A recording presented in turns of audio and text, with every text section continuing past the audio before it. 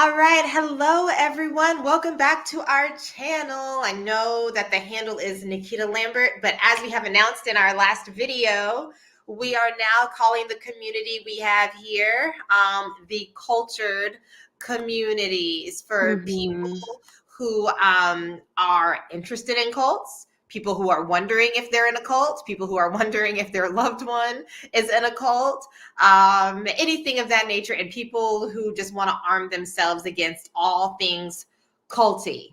So, and for anyone who's been around any amount of time, you know that Asha and I started this, as the name is of the series, the ICOC series, the Right. International Churches of Christ. And so, but one thing that we have noticed is, first of all, a lot of this stuff is very copy paste from one Yeah. cult to another, from one church even to another.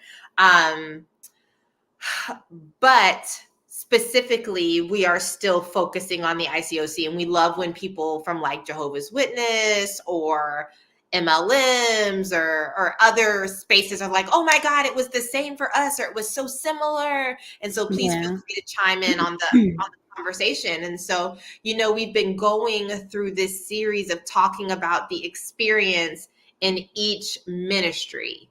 And I think this is pretty common to a lot of churches, where how they phrase it as, and they project it as creating these ministries, these groups with people who are in similar stages of life. You can relate to each other. You may have a more similar schedule. You have similar Mm-hmm. struggles, similar hobbies, is what's the thought behind it. And so there's like the teen ministry. Some people call it youth and family.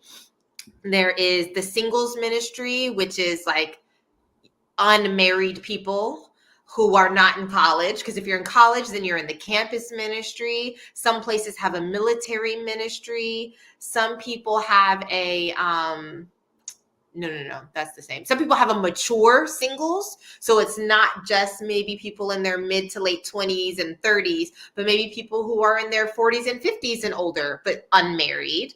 And then there's just the marrieds. There's the married. Yeah. There may be, forgive me if I left out anything, but yeah, the marrieds. And so today we are going to talk about the marrieds. And you saw that the title was, they said it was God's plan. Yeah. The horrors of a cult controlled marriage. And so we are really going to dive in. And I did want to say up front, issue a bit of a trigger warning, Yeah. because there is a dark side. There is a dark side, as there often is in these high control groups. And so later on, there will be mention of SA, some abuses when it comes to like intimacy. Also physical violence will be referenced. And so if that is, a super trigger for you, please be warned. We will do another warning when we get closer to that point. That's further down in the episode. And so we're not just going to spring it on you. If you would like to stay for the conversation until then, we will definitely let you know when we're going to switch gears and get into that. But we will be talking about some sensitive issues and some things that may be very difficult to hear. So yeah. Asha, did you want to say anything before we started going down the list? No, that was good. Good intro. So now in the International Churches of Christ, ICOC, ICC, COC, all the different variations of letters, feel free to drop your fave combo of letters in the comments. For anyone who started out in this church who was not married, you probably had one of two thoughts about the marrieds ministry. One being that the marrieds are not as spiritual, as radical, as on fire, as fired up. Like, you want to get married, but you don't want to go to the marrieds. Like, you want to be married, but maybe help shepherd the singles and give them so much inspiration, because as a godly married couple, you know everything about how to have great opposite sex relationships and just be so satisfied and Yeah. fulfilled in your single season.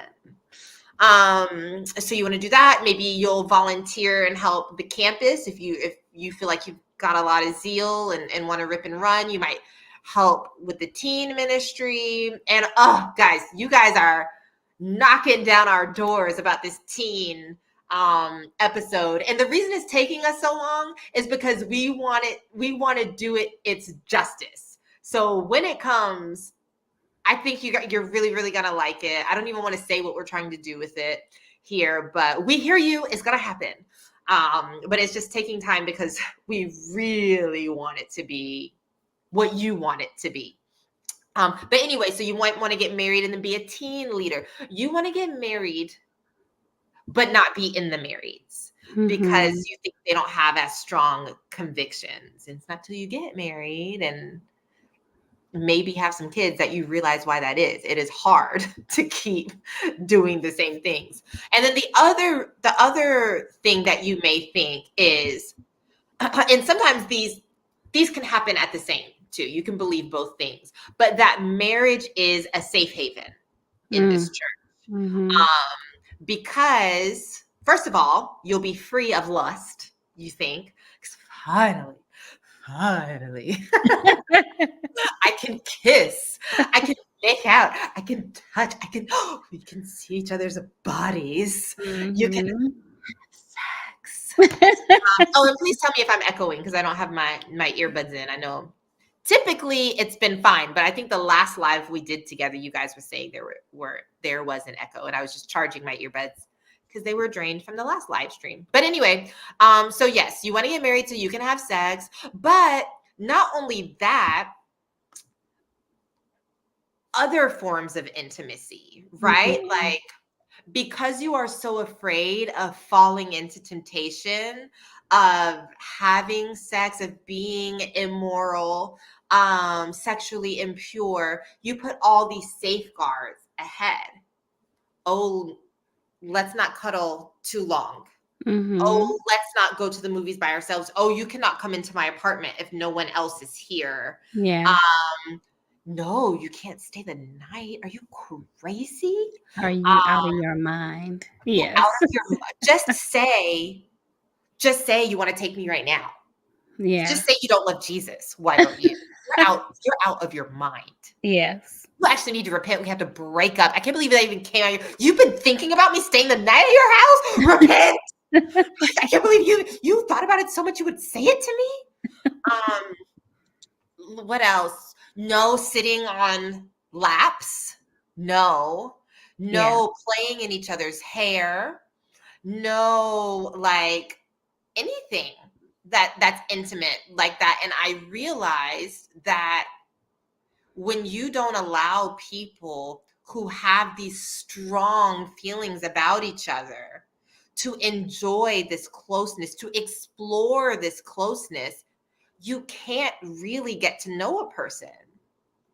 And I'm not saying everybody has to stay the night at everyone's house. However, if you were allowed, you might get to see another side of this person. How are they in the mornings? How do they treat me? How do they feel about my morning routine? How do I feel about theirs? How do they react when they're frustrated? How do they react if I spill something? Like all these things that you get to know, but you're so starved. Like it's not even necessarily sexual. I just want to snuggle you and wrap my arms around. I just love you, this version of you that I know right now. And I just want to be close to you. And when you tell people, can't do that unless you put a ring on it, then of course everybody wants to get married. Yeah. Everybody wants, yes, I love this person. Yeah, they're amazing. When I see them at church and when we share our faith together and when we go on our group dates, in a highly, surrounded setting and when we're playing the games at the fellowship events, they're perfect. Perfect. And I want the next level of the subscription. So let's get married. Wrap it up. Oh my God. Let's wrap it up so we don't have to. Like, Like, Oh man. and it's a trap. It's a trap. It's a freaking trap. And we're gonna get into why that is when we go on. And thus there's that first part of the title. They said it was God's plan. And from what you know of this person,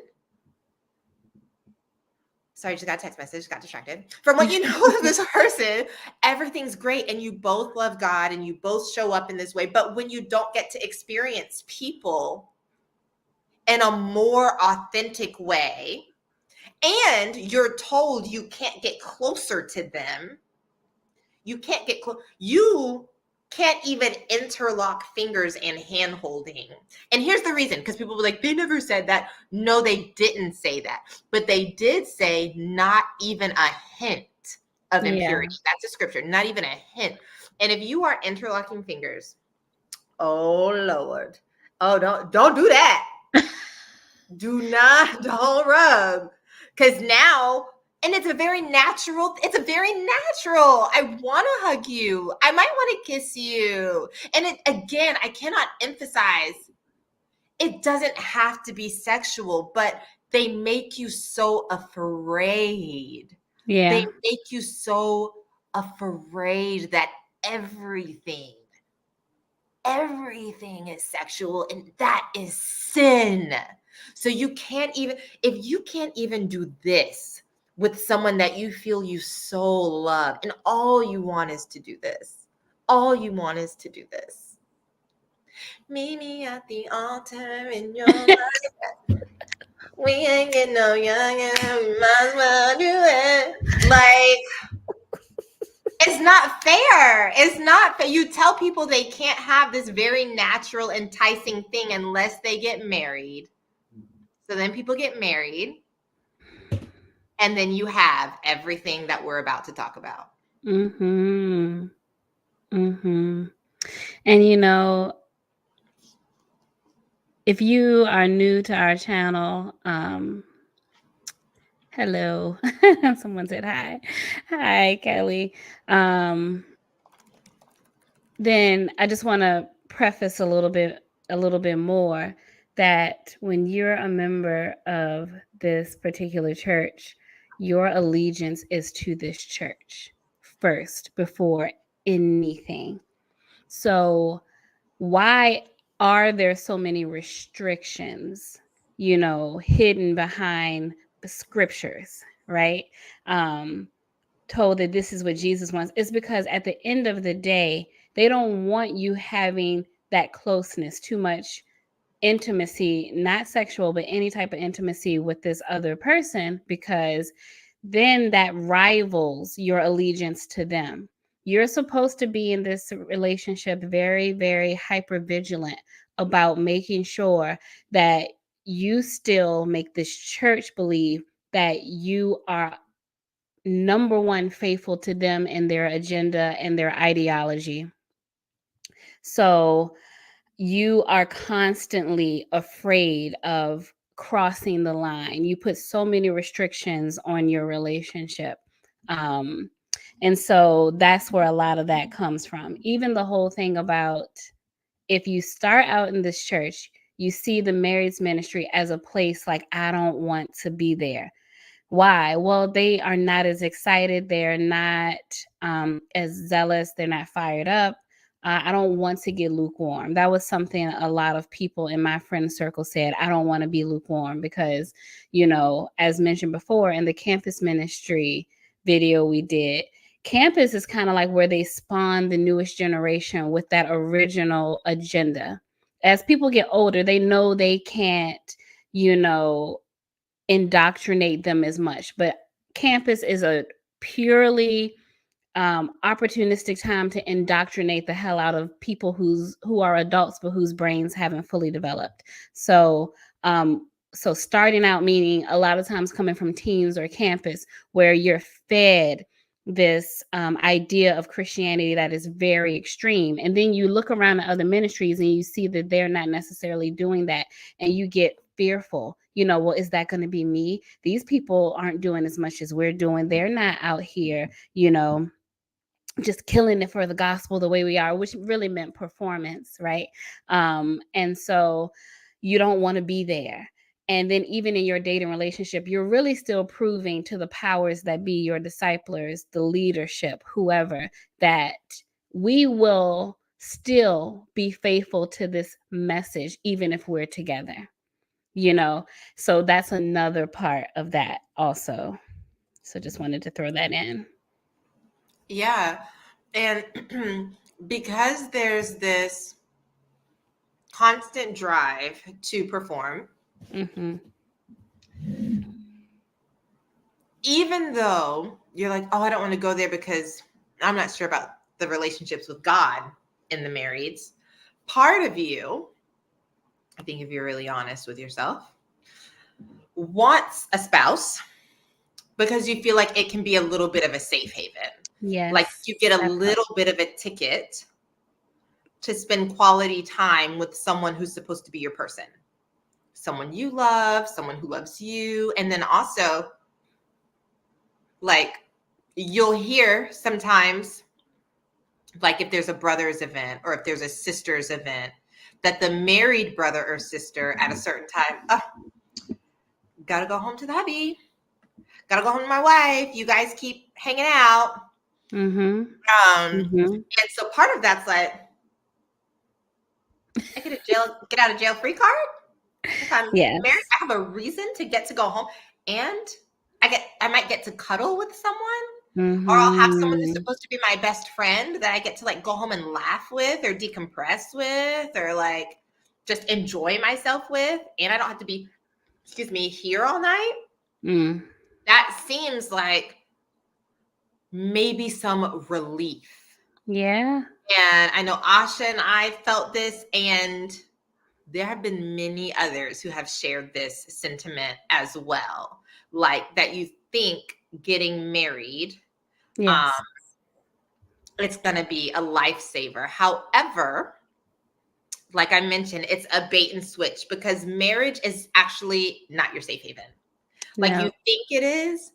And the church does such a good job at presenting it as such to those who are not on the inside.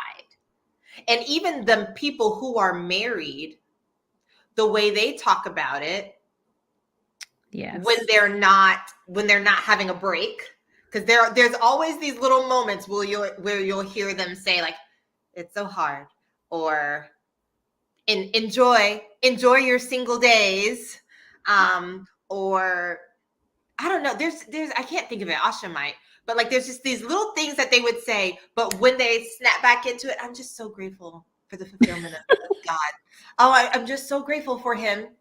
I'm just, marriage is a beautiful thing. It's a blessing. It's so special. I'm so, where would I be without my partner, without my husband, without my wife? And so you hear, the marriage retreat, and we'll not go down there because that's another list on here. We'll get there. But like the marriage retreats, they're so fun. And so it just seems, and then every time they announce them, all the marrieds go, woo! Like, and so you just feel like, I want in. Yes. I want in the club. But what you find out quickly, even during engagement, is that, and I have this equation here. Marriage equals ministry, which equals work, which equals performance. Oh, yeah. Say it again. Marriage, let's start over here. Sorry, it's reversed on my screen. Marriage equals ministry. Okay? Because your marriage is another avenue to shine God's light to the world and show God the fulfillment of himself. The masculine energy of God and the feminine energy of God, they come together in marriage. Your marriage is the ultimate way that you can show God to the world. So that's actually a responsibility. And so if that's your responsibility, that's work. That's what you have to work at, making sure you are showing your marriage in the best light to everyone. And what is that? A performance. Absolutely. That is a performance. You better smile. You better only speak well of your spouse, no matter what they do. And if you hear any of your married brethren or sisterin, you better remind them to have grace and not be bitter. Yeah. Like there's not much commiserate except, yeah, I know. But you gotta fill in the blank. Yeah. And so even in engagement, I can't tell you how many times I was told, this is not your day. Ooh. Yes, girl. The world will say that the wedding is the bride's day. This is not your day. Mm-mm. This is God's day. This is the kingdom's day. This is your family's day. You need to make sure everyone feels appreciated and like you are so grateful. And I am not saying that being grateful is bad. I did not have the heart to be like, screw everybody. I don't care how anybody feels, right? But like, again, if it's not hurting them, if this is the dress I want you to wear the dress. Like it's my photos. Yeah. It's my, like, come on. Well, does everyone feel listened to? Oh, this person probably didn't like that you said you don't care about this color because they're so excited about it for you. Think about all they've invested in it for you. You should be more excited. Mm-hmm. Sorry that I'm literally having panic attacks every day and I cannot be excited about different shades of gold. You're right. I better repent. I better repent and be more excited because this person needs me to be more excited about my wedding. Because it's actually not my wedding. It's everyone's day. It's God, and it starts in the engagement. Oh, it's yeah. like, oh, you thought this was about you? Oh, no. No. And so, and then it just continues. You get in the marriage, and then your spouse becomes your spy and your handler.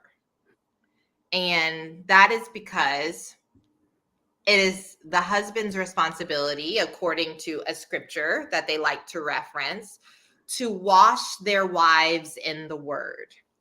If the wives are being too anything or not enough anything, they need to be discipling you, correcting you with scripture, because apparently they present you to God at the end of time, and it will be their fault if you were a Jezebel, if you were if you were critical, if you weren't radical, if you were too self-focused and took too many naps instead of planning baby showers and meal trains and sharing your faith on a school night, they're going to have to give account for that. Yep. They're going to have to give account for that, you lazy, bitter harlot. Mm-hmm.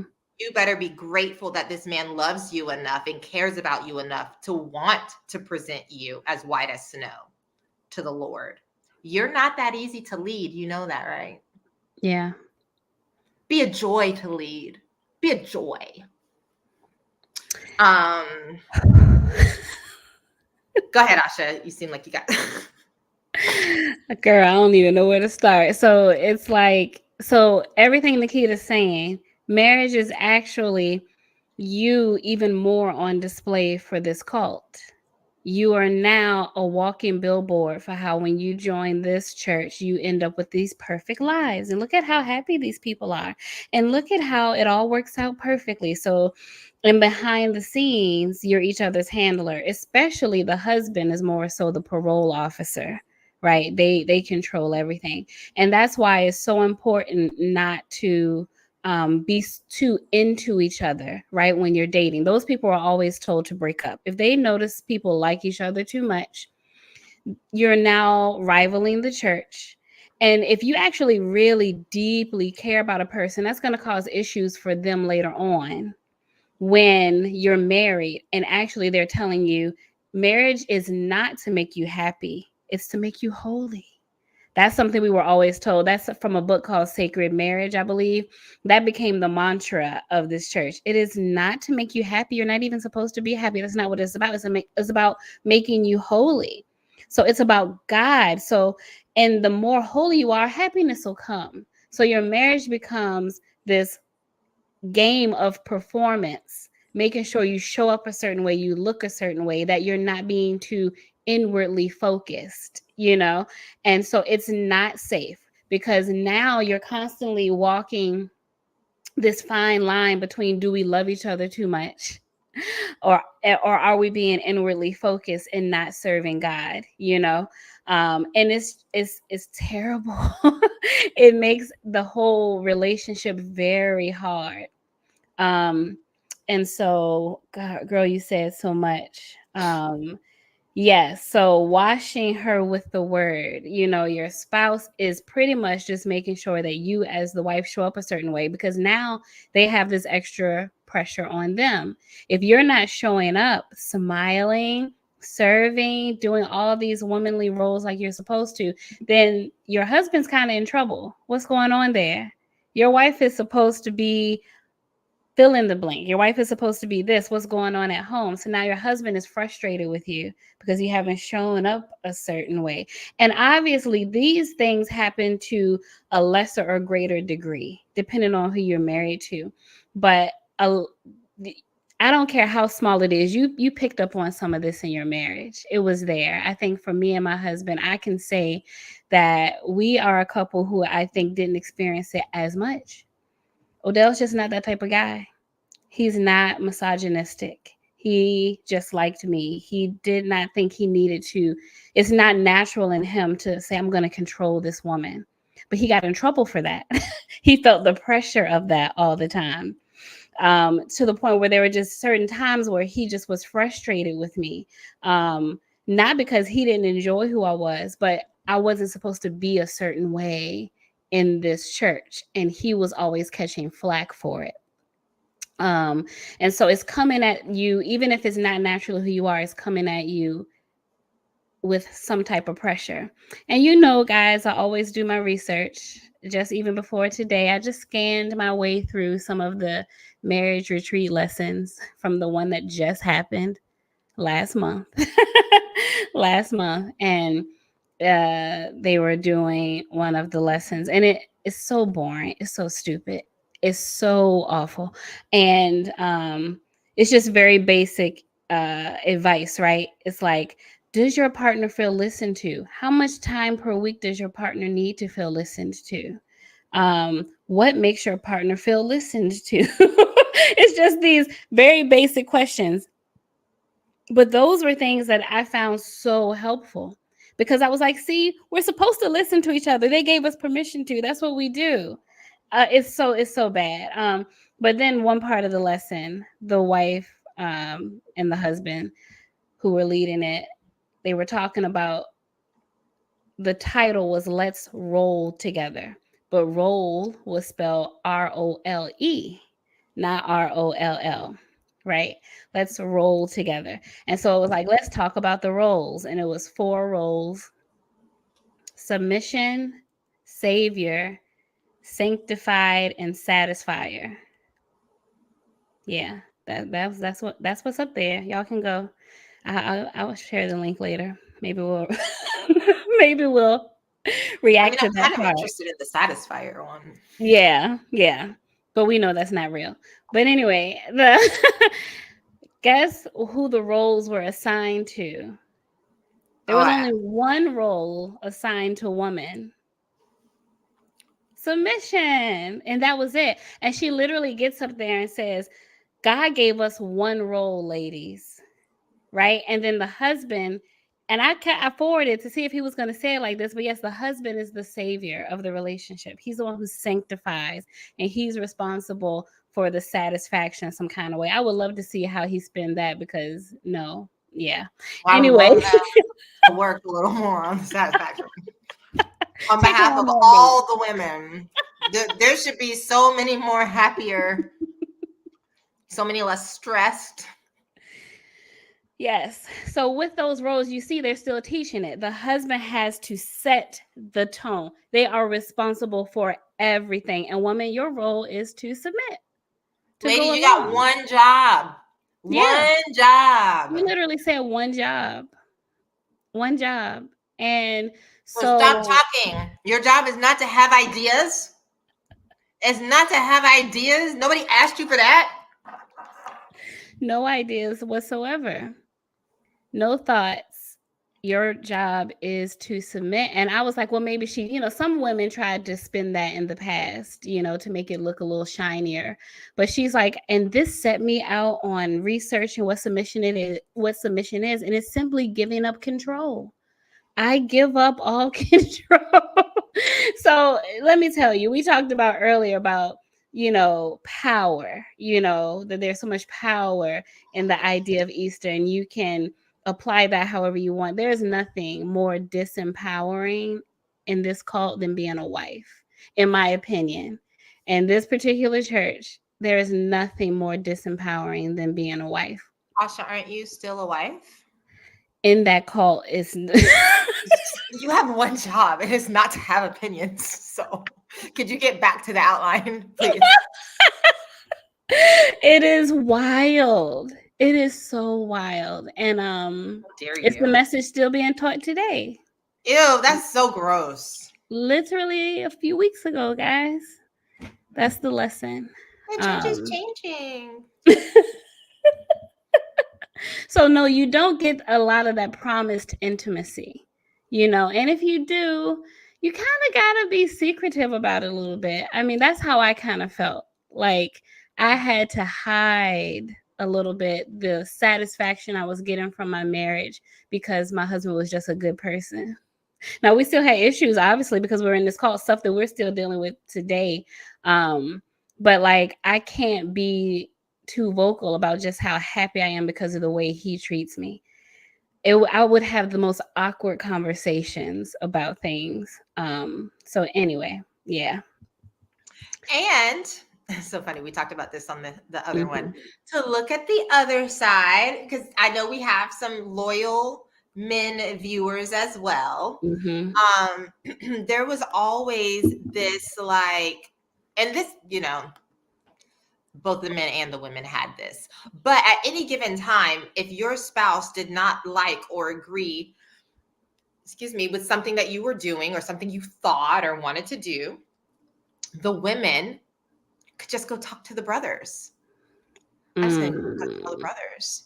And then if the brothers found it to be egregious enough, I don't know what the criteria was really. I think it depended on the phase of the moon and who it was, who it was committing the offense, who it was hearing it, where did it fall on the calendar. Because as you know, we'll get later, there are some things that really were allowed to fly. But anyways, if all of the things aligned just right, or the wife complained enough or something, or it made the church look bad, I don't know, then the brothers would get together and disciple the husband. And the husband's now in trouble and he better fix it. And bro, you're not loving your wife like the church, man. What's going on?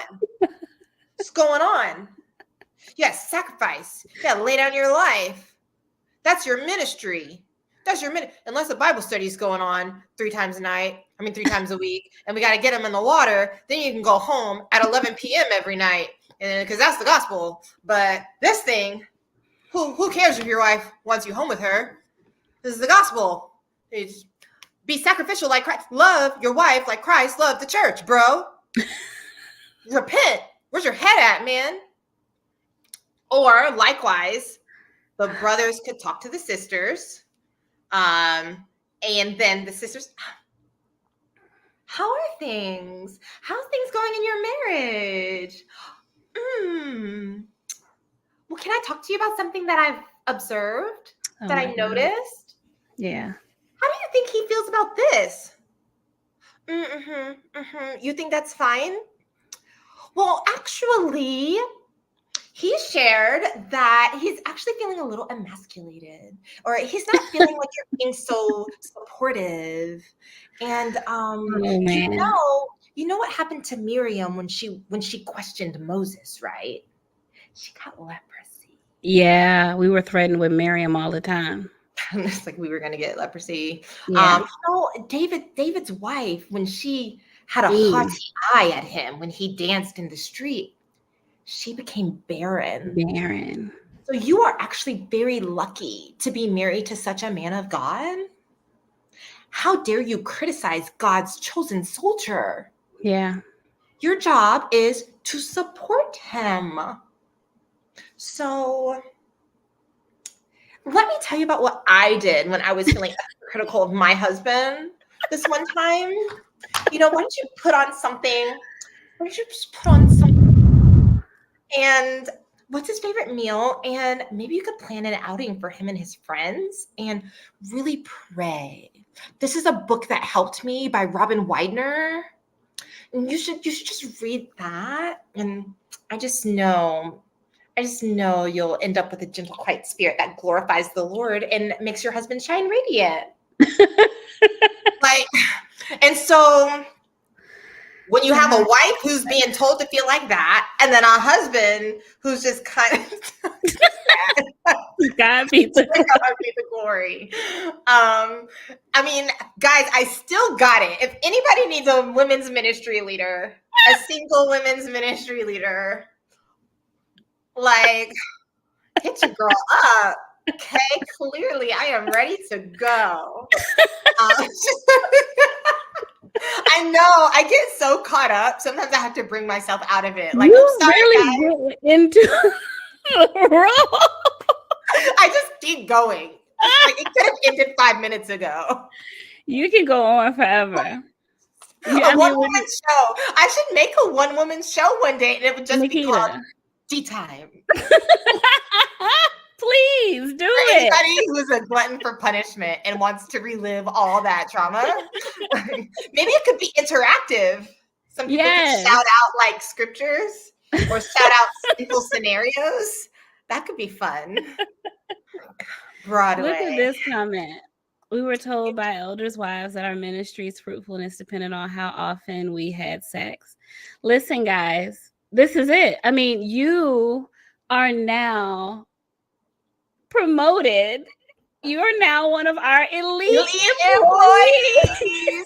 Girl, you're married. Now you can shake what your mama gave you for the Lord to keep that man of God focused. I actually heard from a women's ministry leader who is very, very popular. Her and her husband led a large portion of the ACR. And there are many of those. So take your pick. I'm not naming any names. Take your pick. Okay. But she told me that she would actually have sex with her husband before he went on to college campuses to do ministry there because she didn't want him to struggle. So she would have sex with him so he could be satisfied and not distracted when he went on campus to like evangelize and disciple the brothers. She told me that. I believe it. I know it. I know that this is how, and this is why I just get really upset because I'm like, these are the people that I was like literally building and structuring my life around what these people said. But then what's crazy is when you leave and you realize that's actually not normal. Like, I know lots of guys now. That's true. That's not true. I don't know lots of people. But the guys that I do know, like friends and family, I'm pretty sure they don't need to release before they go on a college campus. Like, that sounds like a you problem. But she felt that was her duty. So. But we're supposed to have the power of the Holy Spirit in us. But that Holy Spirit gave you a wife to. That's what the power of the Holy Spirit did. Stop it. And so here's where there's a dichotomy going on. So when you're outside of the marrieds, you know, you're expected no hint of sexual immorality. What is wrong with you? Don't you know Jesus died for you? You know, you have the power of the Holy Spirit. You are no longer of this world. You are a new creation. And then you get married. And then it's like, wife, why aren't you setting your husband up for success? All of a sudden, he's a baby. He's just a little baby who just needs you to set him up for success every second of the way. And it's so strange. It's so strange. And that's why I feel like this is just another thought that the marriage ministry is that cult within a cult. And I think you have to do that Because as you start to get older, right, your brain is fully developed. You have the ability to critically think. And so, how do we keep people who are adults, have more control over their lives, really are more so feeling that? How do we keep them stuck in this organization, in this cult, in this hellhole? How do we keep them stuck? We will now use the structure of marriage. Our, you know, structure that we now call God's design, we'll use that in marriage, cause a whole bunch of more issues that now they need us to fix, right? Because when you're in the single, they hold up marriage like it's this great thing that you ultimately get to have, and it's only good in this church, it's only good in this cult. It won't be good anywhere else. And then you finally get in there and you realize that that's not the truth, that something is still off. And so that's when they start to tear down wives, tell them you're not happy because you're not submissive enough, you're not obedient enough, you're not considering your husband's feelings enough. And husbands, you aren't doing enough. You aren't making your wife perform. You guys aren't serving enough. And it's this other black hole sucking you back in and just chipping away at your brain. So I think they just have to do it because it's a huge dichotomy that was never lost on me. Like, how is it that when you're single, this is what is expected of you, but now when you're married, all of a sudden you are completely powerless?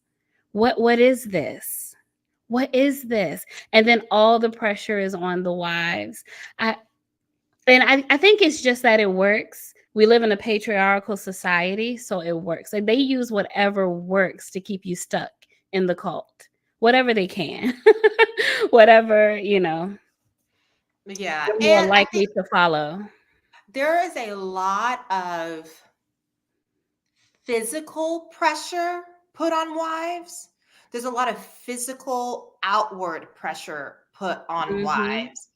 Mm-hmm. But because I don't want to ignore, there's obviously abuse and manipulation done to the men as well. Mm-hmm. I think there's a lot of mental pressure put on the men in terms of, Absolutely.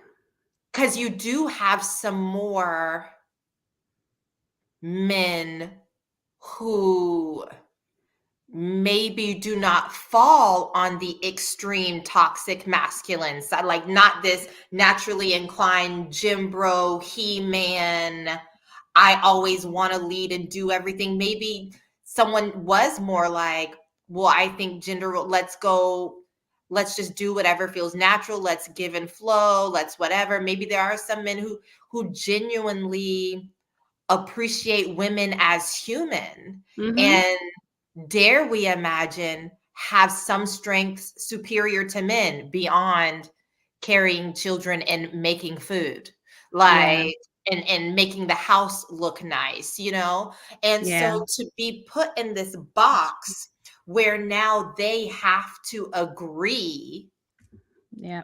to a, like, they have to agree, well, I guess I have to lead, well, I guess it's all on me, well, I guess I should be policing you, I guess I Yeah. do have to fix it, I'm the head, I have to make all the decisions, even though, was it Bible talk leader sister, was it your degree in finance? Why am I in charge of the budget? Wife, didn't you go to school for this, that, and the third? Why am I making the decision about this? I've never done that. Like, Oh my don't God. you know more about this thing than I do? Why am I in charge of, okay, yes, God's grace is sufficient. The Holy Spirit has prepared me for such a role. Like, and that's heavy. And to feel like, Yeah. I know we talk a lot about even being responsible for our friends and strangers' salvation is heavy. Now they're saddled with this thought that their wife, who I do believe for most of the men, at least entering the marriage, we don't know what happens later, but at least entering the marriage, most of them would say that that is the love of their life, who they Yeah. do care about and like Yeah. to some extent. Now they're responsible for picking them apart. Like Responsible for when picking them apart. I was engaged, I asked one of the ministry leaders, like, oh, when did you know that we were gonna, it would work out and we would get married? And I'm expecting foolishly something nice and cute. And she said, oh, when he could finally start seeing and talking about your sin. Yep. Like, I guess he liked me too much Yep. before then. He thought I was too good at too many things. Yeah.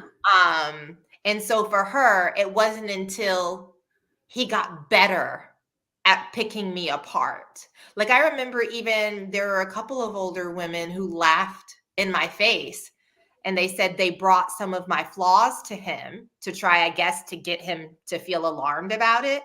And Wow. his response, and he's a very lackadaisical guy, which, for a time it balanced because I'm extremely neurotic. So, but so they brought some of my flaws to him, perceived flaws, Mm. and he kind of chuckled and shrugged and said, Yeah. well, no one's perfect. And everyone thought that was hilarious. They thought it was hilarious. And he was so naive, and we'll just pray for him to get more indignant and have more of a sober view of Yep. Nikita, to just see who she really is. That's Like, a threat. God forbid my fiance or my Yeah. boyfriend who wanted to be my fiance actually appreciate me, flaws and all, and Yeah. not see them as this huge problem, this catastrophic problem. Because they were testing his loyalty to the cult. Are you willing to rip her apart for our sake? So when we are abusing her, when we are making her feel like crap, you won't protest. We just need to make sure you won't protest, that you'll actually go along with this and say, yeah, she needs to change. Because if not, they don't let you get married. They Because you don't let you get idolize married. them. And that's another Mhm. thing. Even in your marriage, you cannot idolize your spouse. When you have kids, you can't idolize. You can never love your loved ones more than you love the system. And Um, it has to be obvious. It has mhm. to, you have to demonstrate that with how Yeah. you behave as a couple, with what you're willing to put your children through. Or you're willing to drag your kids around all day from meeting to meeting that we've set up, knowing that you all work, full time, have kids who have needs. Are you willing to drag them around from meeting to meeting? You are good. Good. You get it. Yeah. You get it. And so that's got to be, I mean, obviously, a Mhm. lot of our perspective is going to be from the women's perspective. Yeah. We are women, and men write so many of the stories. So this is our turn. This is our channel. If you don't like it, go find a man's channel. I mean, and But again, just like Teacher Kelly said, at the end of the day, Christian religions and cults put more pressure on women. that's true. It's a truth as well, y'all. I mean, a lot of So societies do. exactly. And it just gets amplified Yeah, when they can use this sacred text to justify it. absolutely. And Which it is benefits them. what happened in that marriage retreat I'm just talking about. We've been given one role. I know it's hard, but it's what God said. Your role is to give up all your control. And it's only hard because of your sinful nature. If you were Oh better at yeah. surrendering and you were truly humble and grateful for the role you have, you would delight in it. Yeah. Rejoice in the Lord always, and again I say rejoice. Mm-hmm. So yeah, but we don't want to minimize the Yeah. pressure that there Yeah. is on men Mm. for this, that is hard. We don't want to isolate any of our viewers or anyone who's trying to do the work, anyone who is healing, but just to give voice and more light on a demographic. And you won't hear a lot of women talk about it because our voices were taken from us. And then you Yeah. also become convinced that if you talk about it, you are bitter, you are slanderous, you are vindictive, Yeah. you Yeah, are bitter, you said that, yeah. hateful, bitter again. Like you're told this in, but then even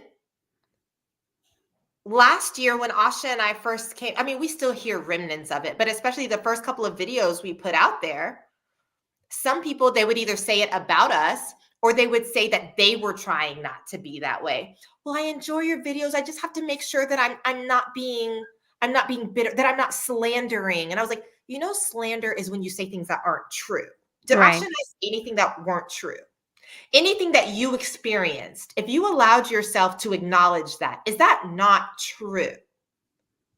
Like Wow. vindictive.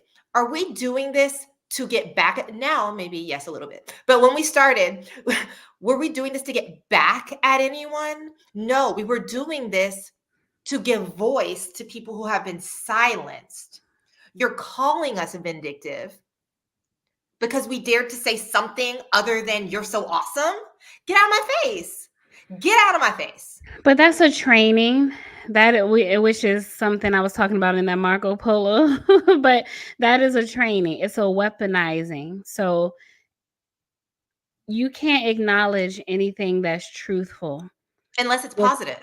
with it unless it's a positive, without having your character assassinated. So that person was talking to you out of fear. Well, I'm trying not to be vindictive. I'm trying not to be this. The reason the person is so frantically trying not to be that is because it's something that is used against you. Anytime you say, hey, this happened to me. Are you being bitter? Are you being vindictive? Are you and the Bible says, in your anger, do not sin. You haven't even said anything yet, but it's used so frequently that the person is already hardwired to think that if they say anything that doesn't paint this place in a positive light, that they are somehow flawed, inherently flawed, and in sin. Now, you can say something good even if it's a lie, and that's fine. You can literally lie and say So that my many life has positive been so lies. amazing. Yeah, my life has been so amazing ever since, I joined the church and got married here. And you can say that all you want to, even if it's not true. It's just that you can't say anything negative, which is literally the definition of being in a cult. When you can't share your experiences without saying, but I don't want to be this, I don't want to be a bad person. Sharing your experiences, your truth, acknowledging what's been happening to you and others that you care about is not evil. Hiding it is evil. We see what's going on with all of these lawsuits of these adults who were repeatedly abused as children. How does that happen in a place that's so godly, that's full of sisters and brothers who just love each other? How does that happen? It happens because you think you're being vindictive by saying this thing that's happening in this place isn't good. That's not the definition. These people have redefined words and have weaponized your brain against you. And they continue to do it. And today we're talking about how they do it in marriage. Yeah. They're weaponizing true intimacy, true love, true friendship, and calling it not being faithful to God. They're calling it idolatry. That's what happens when you get married in this cult. Yeah. And it's another layer of oppression. And so Mm-hmm. I know I keep bringing it back to the men, but it's really because after this, we really go hard on them. So I would like to say this. I would just like to acknowledge all of this, that we know it is hard, okay? And Mm. so going back to that, um, that there so talking about the archaic gender roles and for us how it was submit, like yes, that's hard, but then also they're told, well, you got to satisfy, you got to support, you got to provide, and Yeah. every man doesn't want to do this. Some guys want to be stay-at-home dads. Mm-hmm.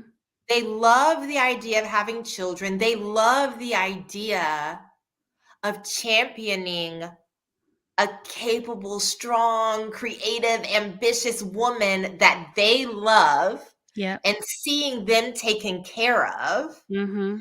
and building a family. Like, they love that. But that would be questioned and frowned upon, laughed at, and that's Mm-hmm. humiliating, not only emasculating. Even a woman, nobody likes to be laughed at. Right. Nobody likes to be laughed at, but that's not safe.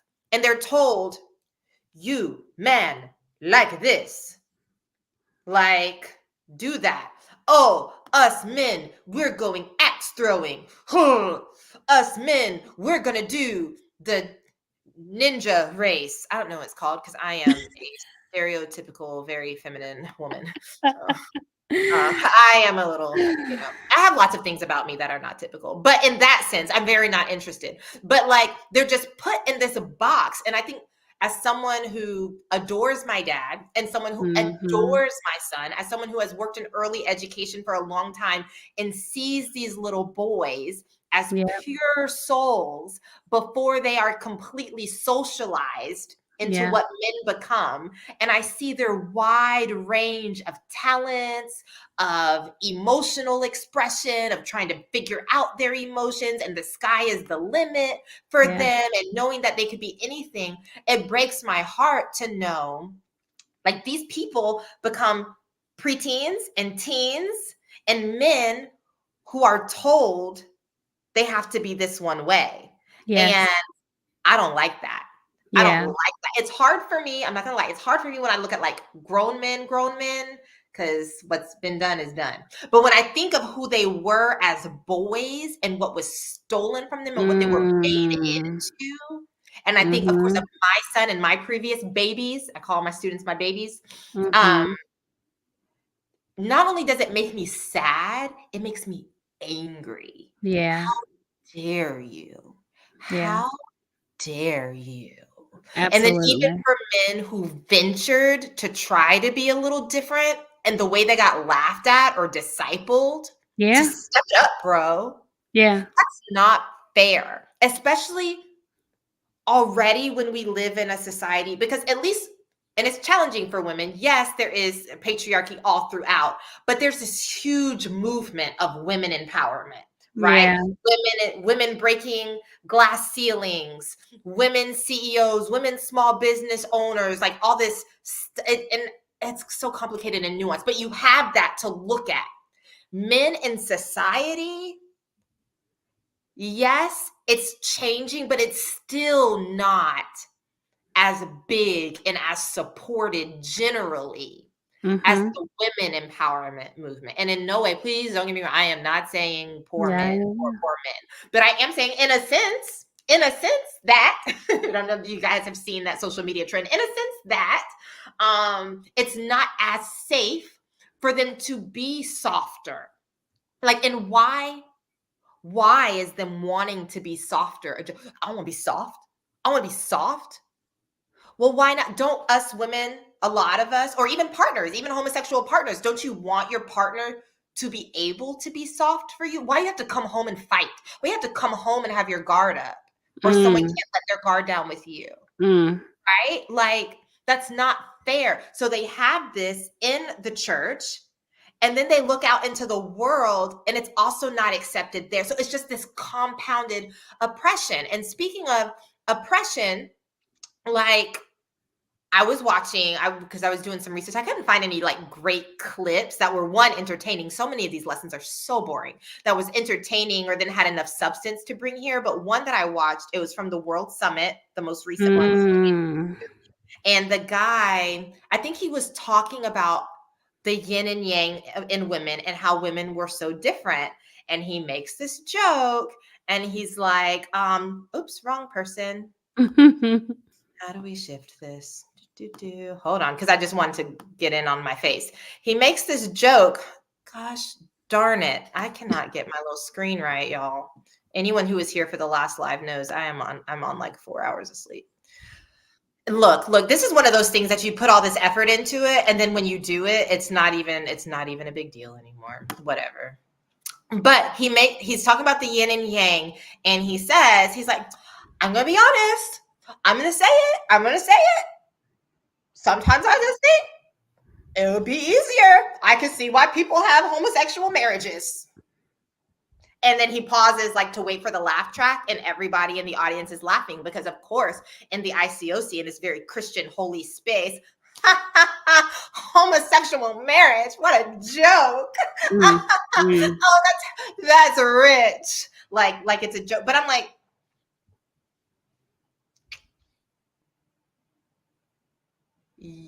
my guy, you're at least a little curious. You might be the Q. No, LGBT. What's questioning? Q. Yeah, Mm-hmm. you might be the Q in LGBTQ. You might be questioning. And that's, I'm not saying that from a place of shame or like that's the punchline of a joke. I'm saying that this is sad that he has to be so oppressed. I personally have not experienced of any gender, of either gender. I believe gender is a spectrum, but I think for what I'm going to say, the binary is appropriate. Please educate me if you feel inclined, if I need it. But I have not experienced someone who identifies as a man or woman and says they are completely straight and makes statements like that, especially on a huge platform. Right. Unless he just really, really, really thought he was being funny. But usually men, especially in such a toxic masculine space, would not make that joke. And everyone's laughing. And I'm like, so in 15 years, if this guy leaves his wife to be with a man, or please, no. If he himself, because he's so depressed and oppressed, this is on the internet. It was on a national platform where he professed his questioning. That things with his wife, things he has found, experiences he has had with the opposite sex are so confusing and possibly upsetting that he has wondered about maybe the homosexuals got it on straight. Yeah. Like, come on. And that, honestly, it just made me sad because, and we talked about this in our Easter episode we did earlier today, you should have freedom. You should have freedom to explore. You should have freedom to look into that. And so just like the oppression that is there, even for men. And then lastly, my last point under the men topics, because like I said, after this, sorry guys, I think your moment is just about done. Because I do feel bad about you for this, but outside of this, I don't feel that bad for you. In comparison, right? Like, but it's not the Trauma Olympics. Don't cancel me. Anyway, so to go back to earlier, I do think it just dumbs them down. It dumbs the men down. Again, just to kind of revisit that, we like to go to the gym. We go camping together. Oh, and then there's always, so I was listening to a sermon yesterday. It was about grace versus bitterness, of course. And he was like, well, yeah, guys, because we could be angry. We could be angry about anything, right? And things could not be going well. But if our wife says, hey, want to have sex later? Then it's like, yeah, I'm sorry. Was there a problem? There's not a problem. All men don't work that way. Actually, when I was in my marriage, it was the opposite. Like, I'd be like, hey, we could put some things aside for a moment. And my spouse was like, how am I supposed to enjoy this right now with this between us? And then I was like the stereotypical dude, like, you kidding me? Like, oh my God. Fine. We can talk about it. Like, It's 20 minutes. 20. What does this have to do with that?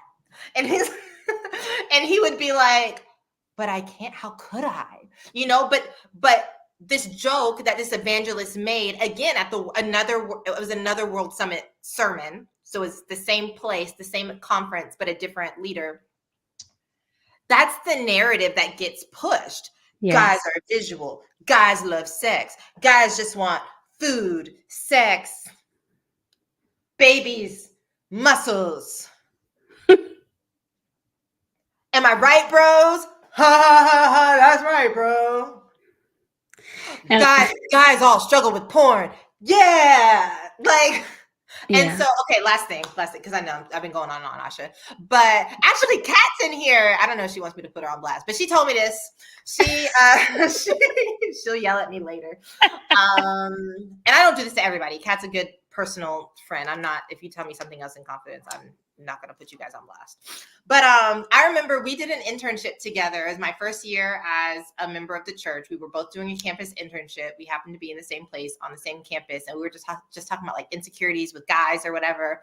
And Kat was like, yeah, whenever I get insecure or wonder if a guy like my future husband isn't going to like my body or whatever, this one like elder or leader told me that, honey, by the time you get married, your husband's just going to be so happy to see a naked woman. He is not going to care about what you look like. And so for years, that brought me peace and helped me to not be so insecure. Because welcome to America, where every woman has body issues, except Asha. But I just don't get it. Asha's like, it is what it is. That's your Leo rising. I am amazing. But and so anyway, I told, what do you call him when you're like separated? Anyway, my son's father on our honeymoon, like after, we had a few rounds of fun, like I told him that brought me peace, and I was so nervous and blah blah, but this is what I was told. And he was like, I'm offended. And I was like, what do you mean? And so because too, you're so separated, men and women, girls and boys, young men and young women, right? You can't have that intimacy, that you can't have real conversations about real things until you get married, like we talked about earlier. And I was like, what do you mean? Like, that's what you guys want, right? It's been so hard waiting, right? And he was like, so you just think that if I saw any naked woman that looked like anything, I would be so grateful to see a naked woman, I would just want to have sex with her and be happy to have sex with her? He's like, I have standards. And it's like my mind was like, what? But this narrative they paint of women who just are these helpless damsels that just want to be rescued, and men are these cavemen, crazed cavemen. Again, y'all, becoming, not to be like that person, but becoming a mom, especially to his son, just really opened my eyes to so many things. And I just feel like if I ever found out that my son was continually ingesting these types of messages about himself, I'd be like, oh no, because you are a whole human, sir. And you have depth and you have, whatever. That's so, I hate that. And so then to even think of God, creator, whomever, right? Looking down at the creation, thinking of us ingesting these dumbed down messages about ourselves and the counterparts. It's a mess. It's a mess. All right, I'm gonna be quiet. No, I was gonna say, and then you're talking about this guy who made that comment about it'll just be easier to have a husband. I see why, homosexual people do this. Again, this is another big stage in this cult. And so these are the people they continually raise up. These are the type of people who are on stage. These are the type of people who are on the boards, And so this is what they want the men to be like. So I'm not only sad for him, that so say this is his truth and he's not able to live it. I'm also highly offended that he made this joke, because people who are homosexual or in the rainbow mafia are not the butt of your jokes. And I felt like it was highly insensitive, because That too. Thank you. we know that people are members of this church who have decided that they will be single forever in the name of Jesus, That part. who struggle because they will never have a family. At least that's how they think. They'll never have a family, right? Because they truly believe that this is an abomination from Jesus. And so he's making this joke in front of people he doesn't know, who are silently suffering. It really just goes to show even more to our point that this place, they don't care about your humanity. They don't actually love people. They love the agenda of this church. They love the approval of their leaders. But that was not at all a loving thing to say. It was highly insensitive, very unkind, just an evil Bigoted. thing to say, bigoted. And everybody's ha ha ha ha ha in the audience. Not one person says that was wrong. And not one person says, we're not going to put this out on the internet for people to see, because this is who they are. And these will always be the people truly running this organization. And it is absolutely disgusting. Exactly, Kat. They will have kids killing themselves, and he's standing up there making this joke. It's disgusting, and this is who they want the men to be. So this is the area in where the men suffer, and his wife is just sitting there. She's got to smile. Everyone's got to smile and pretend like it's okay.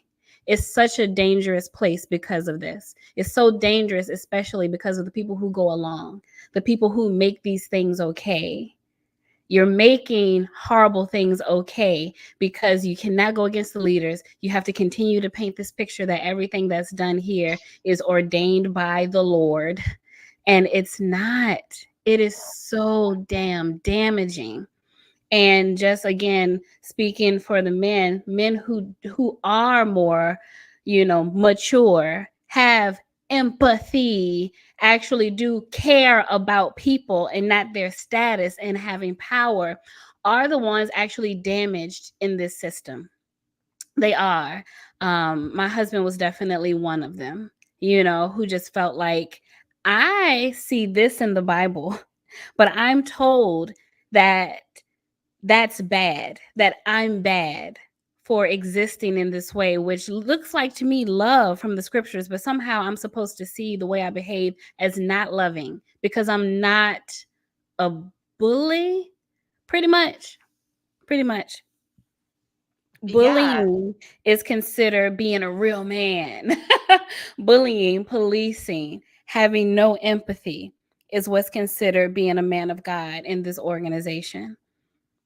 And I know you mentioned in one of our previous videos about how when you guys left, Odell was Mhm. like, one thing that he would say, which is very telling, was like, I'm just so glad that I don't have to, like, what was it, like, safeguard against you because you Yeah, are vocal and intelligent, yeah. and competent, a high performer, and he had to, like, keep rein on you or something. How did he say it? Absolutely. He was like, I know I can actually just relax and enjoy you instead of actually being concerned that you were going to overthrow the kingdom. That you're going to overthrow. Like, I don't have to be fearful of you. I get to enjoy you, just enjoy listening to you. You have great ideas. He was like, but there was always this, is she going too far? I don't know. Am I doing this right? And it definitely created a distance in our relationship. I didn't know what it was. Um, so yeah, but he was like, it's this threat of heaven or hell all the time. And this terrible description of what God wants in marriage as interpreted by this cult, because marriage is a cult within a cult. I actually had the opportunity to sit with My husband and two of his friends, our friends, like I'm so used to saying his, right? But our friends, How dare because you they're have my any male friends too. friends? Your job is not to have male friends. Your job is to submit. One job. One job. Oh, look at this. Yeah, I can see that, Kat, because our husbands are very similar. Are Mm-hmm. we about to put names? That's true. I'm sorry. Get us, oh, Lord Jesus. I Who's just gonna edit? And listen. who's gonna edit? Get Odell to edit. I'm not going through all this. Asha, you were not supposed to display that. It's in the comments. It's not a. It's not. Oh, that's true. I don't, but we put it on the video. I don't know these rules, y'all. I don't Listen, know I these rules, don't but I know want all my either. coins. Yeah. Oh, yeah. Monetization. We'll see. We can always edit. We'll But find out. anyway, They probably stopped watching us anyway. Yeah, I don't think yeah, they don't anybody. watch this. I don't think anybody's still paying us any attention. Any of the Yes. haters. But what I wanted to point out is I think about your husband because I think that ours are very similar. So I understand what was probably said to him. But my husband and two of our friends who happen to be men who are husbands who were part of this same cult no longer, we were talking last Saturday and they were talking about one of Nikita's reels and it was a one about marriage and they were like, see, that never happened to me. I was like, well, it wouldn't happen to you, because it happens to the women. Imagine And that. one of the guys said, I never that has helped me to understand something because he said, I grew up with very strong women in my family and I'm used to them saying how they feel, saying what they want, saying what's wrong. And I just didn't understand why my wife didn't do that. And I was like, we couldn't. We got one role, as that sister just said at the marriage retreat, and that is to submit, and that is to give up control. You are the savior. You are the sanctifier. We have to sit in silence and hope that you gain a shred of empathy and give us the right to exist. So we can't just sit here and voice our complaints to you about how we're feeling. Do you understand the browbeating we get from women, especially these elders' wives, for just saying I'm not happy about this? You were supposed to win you over without words. We are literally, a muzzle is being put over our mouths, and a lot of us break that muzzle and then we get discipled for it, right? You never feel okay. The husband gives you that ability to exist and to be happy. They have to see it. We have to submit. We have to give up control. And they were like, the room, they just got quiet. It was just so silent. They were like, I didn't realize it was that much. I was like, we get a lot more of what we're supposed to look like in our separate meetings. Well, you're getting meetings about how you need to step up more. We're getting meetings about how to completely turn back into little children. That's our lessons. How can you be a child? So it's intense. It is really intense. So yeah. But they were sad. They were just like, it was like the light bulb was going off. Like, that explains so much, of what I see in marriages and even in ours historically being a member of the church. So And yeah. even the phrase that Asha used, we're supposed to win you over without words, that's in a scripture. Yeah. That's in a scripture. So again, just, we like to go back to, we always like to draw this connection to how our faith and our love for God, which is the reason we joined this organization, is because we wanted to please God. We wanted to be close to God. We wanted to do the right thing. Yeah. They will use this core desire to get us to behave. Oh yes. In Asha's famous analogy of like the winter soldier, where there's just this phrase that can be said to snap us back. And one of those phrases for women is to win them over without words, like with your good deeds and the concept. And again, this is for, oh my God, it's so crazy. Like, again, in the Easter episode where it's like it was for actual war. And for this one, it's for women whose husbands like are not believers. Our husbands were believers by the standards of this church, but it was still used against us. But for women who were married to people who were non-believers, you should not nag them by like preaching to them or discipling them, or God forbid, calling them out on anything and saying, hey, you're a jerk or a deadbeat. Not that those are necessarily the most effective words anyway, but you guys know what I'm saying. Like, hey, I could use a little help here. No, don't say that. And again, it's the way they interpret it. Why don't you make him feel good? When's the last time you made his favorite meal?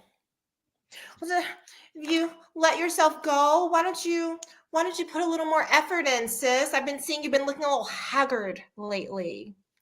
Have you been letting yourself go? Why don't you, if you are attractive and using your feminine wiles, and you're so loving and you're so doting and you're so serving and you're so humble, and you really make him feel good about his strengths as a man and how smart he is and how happy you are to lead him, if you were good enough at that, he would be like, oh my God, yeah, the God that my wife serves is so amazing.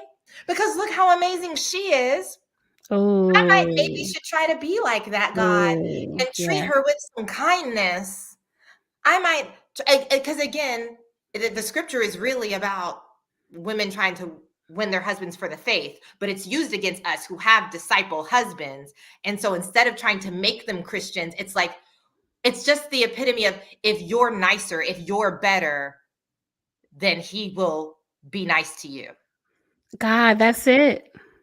That's it. Like, you should just do more. You should put out more. I'm not lying. You should put out more. You should be more diligent about having dinner ready and lunch packed. When's the last time you washed your floorboards? That's embarrassing. I was at your house for Bible talk last week, and your floorboards, like, I literally got discipled about not using coasters. I was told it was embarrassing. It was embarrassing that I didn't use coasters. Not in my house, admittedly. I was dating at the time, so I was staying at someone else's house, but I hosted a date there. I made this whole dinner, was like extravagant. Hosted it, made all this food, planned it, all this stuff. But because I didn't use coasters, they were embarrassed to have their house associated with this. So that's training even before.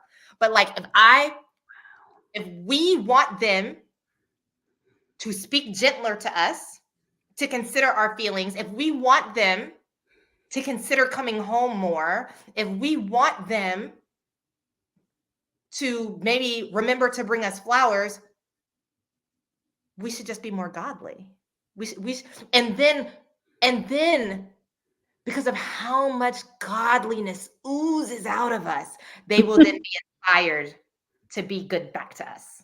That is what we are preached to. That's what's preached to us as women. I'm not kidding. It's not an exaggeration. And then it's not really godliness. It is what they have interpreted as godliness. Because even the win them over without words, as you said, was more for Christian women who husbands who are unbelievers. But even in that, does that mean that if your husband is doing something to hurt you, you can't say anything? Does that mean that in your relationship as husband and wife, you aren't to voice any concerns? That scripture doesn't say that at all. It's specifically saying win them over without words, which can be, you could have interpreted that however you wanted to, but that's, you decided to take it out of context and take it to mean stop talking completely. This is what this church does with scripture. You have one job. Oh my God. You have one. That should have been the name of the episode. Ladies, you have one job. And here's the thing, in that same scripture they're using from Ephesians, it says that each one of us should submit to one another out of reverence for Christ. They just never bring that up. They pretend it doesn't exist. They pretend that part doesn't exist. It's never talked about. So how does that work? Because it sounds No, to me that husbands are supposed to submit sometimes as well. that's by saying, "Oh, honey, I see you're upset about that. I'll pray. And I'll pray for you to be able to trust my leadership. I'm sorry this is so hard for you. But they Maybe won't you even should bring it maybe up. you should get some time with the sisters." That's them submitting to us. You can go out one night this week to have some time with the sisters. I know you need lady time. But how are There, they going to know if we admitted, can't talk? admitted. Oh, but Well, then they where let us does talk. the They let us talk after 2 months of us doing everything amazing. Then it's like, you may approach the throne, and then it's like, "Well, I've been kind of thinking, you've been wonderful, and I'm so grateful for this marriage God gave us, and I'm so grateful that you would even listen to me. Like, wow, you are so humble. And so please, it's not about you. It's not about you. I love you. And but I was just thinking sometimes maybe if you could not do this like that, because it really hurts my feelings. It makes me feel like I'm just so tired because I'm kind of doing a lot between like the kids and my job, and I'm also in school, and then there's Bible talk, and so it was just I could if you could, and they yeah. So after you've done that, then you can approach the throne, and then you say it, you package it just right, and so you don't That's sound right. critical or bitter, because then they'll have to wash you with the word to address your heart. Just your heart behind why you're like you can be right, babe. You can be right, babe. But if your heart is bitter and critical, you might want to talk. You might want to talk to Oh my sister so and so God. about that. Sorry, I'm doing it again. Um, and this is not necessarily my personal experience. This is like a collection of all of just the general women's experience. And yes, I know I can speak on behalf of that, because I can't tell you how many times we've all huddled together as women, even while we were still in the cult, and talked about this very phenomenon. I don't want to hear it. I Yeah. don't want to hear it. Yeah. Yes. Yes. Exhausting. It is exhausting because really I mean, I know that Nikita went on her spiel and some of it is funny, but it is like, have you earned your opportunity to voice your concerns to your husband? So, I mean, I don't know how many D groups I was in where a woman is saying, this is what is going on in my marriage. And then the discipling is, well, have you been making him feel respected? Always the first question. How has your respect been? Because it sounds to me like you wouldn't be dealing with this if you weren't doing something bad behind closed doors. And that's what you're met with. And then, and what woman, especially if you're used to being constantly judged and critiqued, can't think back to one situation where maybe they went, and they're like, oh, it was when I sighed, wasn't it? I didn't make him feel respected. And so that's why all of this is happening to me. So no matter what's going on, you're responsible. But what this real, so like, okay, why? I want to go to the why. Why is it set up this way? It's set up this way because they know that they have forced people together who probably wouldn't be together if you weren't in this church. A lot of people. If they were allowed to have any normal amount of connection. Yes, if they were allowed to have any normal connection. And so how do we turn all of their issues back onto them and twist their brains so that they don't come to a realization that they've been bamboozled this whole time? That's what it's about. And women are just so easy to oppress in our society. It's so easy. You got scriptures of Paul talking about stuff that I'm sure has a cultural context, but we don't want you listening to any effing other Bible talks or reading any books, because that's spiritual porn. And what are you doing? You're making me disgusted. That's what that last guy said to all the young developing brains at that campus lesson at the World Discipleship Summit. Told them to stop listening to other resources, right? So what are you supposed to do? It's so easy to do. We have found our formula to keep everyone stuck. So do people just hate women? I think they do. But also, it's just such an easy method. in this patriarchal, evangelical, misogynistic space to keep everyone stuck. It keeps the men happy because the women, it keeps them satisfied to a certain extent because the women are always on this hamster wheel of trying to make their husbands happy, hoping that some of that happiness will spill over onto them. And just the whole thing works for the cult. The whole thing works for the cult. So yeah, that's the why. I'm like, oof, we went all around the world. Where are we even at on this list? Mm-hmm. I think we did. I think we covered all of the women stuff and how that's and we'll keep it just gets deeper and deeper. But I think that's it. It's challenging. And Yeah. one thing that I want to point out is so women are tasked with hospitality, which is basically any event that happens anywhere. We are in charge. I mean, we're basically in charge of the whole thing, and the guys just show up and preach. Like, usually women are the ones who come up with the games or the icebreakers. The guys might do the technical stuff like Yeah. sound or things like that, but sometimes women do that too, and that's Yes. cool. Go women. But like, we organize the food. We get there early to make it look pretty.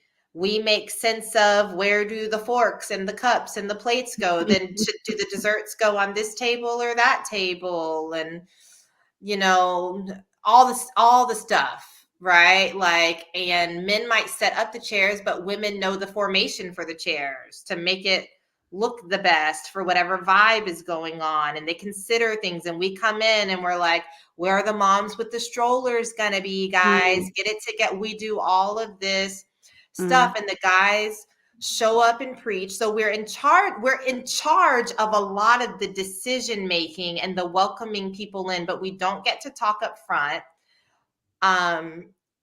But then also, if a man, and this starts even in the teen and the campus ministry with Bible talks, the Bible talk leader, the man, the boy, whatever, his idea, if you as the sister come in, you as the wife, and you don't 1,000% support it. Oh yeah, the children's ministry details.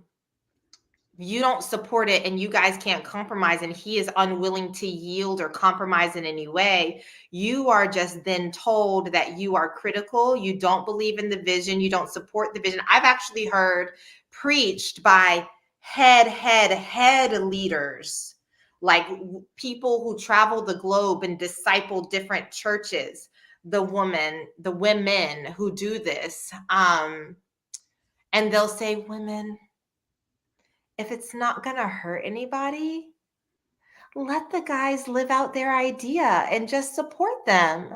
Yeah. So they learn, and they can see it, and you just be there. So we literally, even though we see these things, if they don't want to take our advice and we see it, we have to just smile and let it happen. However, depending on what area this fell under, we then also receive a huge portion of the blame. We get discipled behind closed doors. Why didn't you warn him? Or after it happened, we may get discipled on how maybe our damage control was not good enough. Or even if no one disciples us, there are disgruntled members that we have to listen to complain about it or criticize us or say how they would have done it better or why this didn't go this way or that way. So that's that, right? We're in charge, but we're not in charge. So we have to be quiet. Then also, but we will be blamed.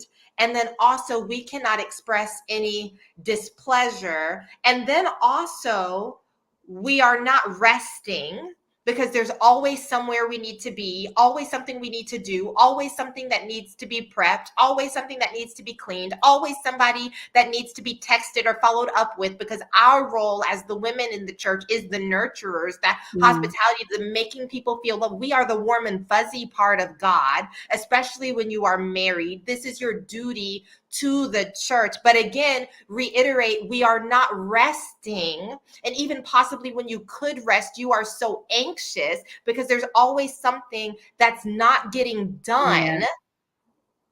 And when all of this happens, Yeah. you're so stressed and you're not resting. And also you are internalizing a lot of things and not expressing them. Guess Yeah. what that's a recipe for? Chronic illness and inflammation. Yep.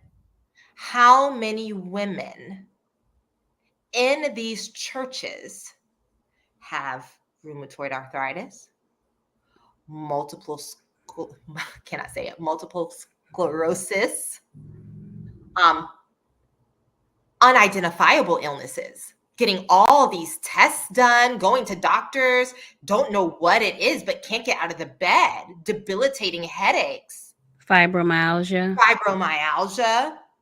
The list goes on. And then for the women who are able to get out, 6 months to 2 years later, how many women are miraculously healed? Or at least significantly better? Yes. Because women's bodies are now more medically receiving attention. Not sure if you guys knew that, but up until I think like the 90s, a lot of medical research and statistics has been solely on men's bodies. And then I think, if I'm correct, it takes about 17 years of like research being reviewed and vetted before it can become like public knowledge. So we are just starting to get information on how certain conditions affect women and how much sleep women actually need, and then how our cycles factor into things. And surprise, surprise, this is the recipe for illness. And when these illnesses happen, how often are the women who are being rolled in on wheelchairs or on like crutches or sitting in the back feeble and they have to maybe leave early, how often do they get special shout outs from the pulpit? Let's all give it up for our sister Kim. We know she struggles so much, but she always travels to such and such to do such and such for 2 weeks and no air conditioning. Clap for her. Wow, way to serve, sis. What kind of twisted? She should be home. What the heck? What the heck? But as soon as you stop producing, if you stop showing up, no matter who you were, no matter how much you led, you will be left on the curb if you don't produce. But why are the women sick? Why are the women, especially, how many single women are that sick?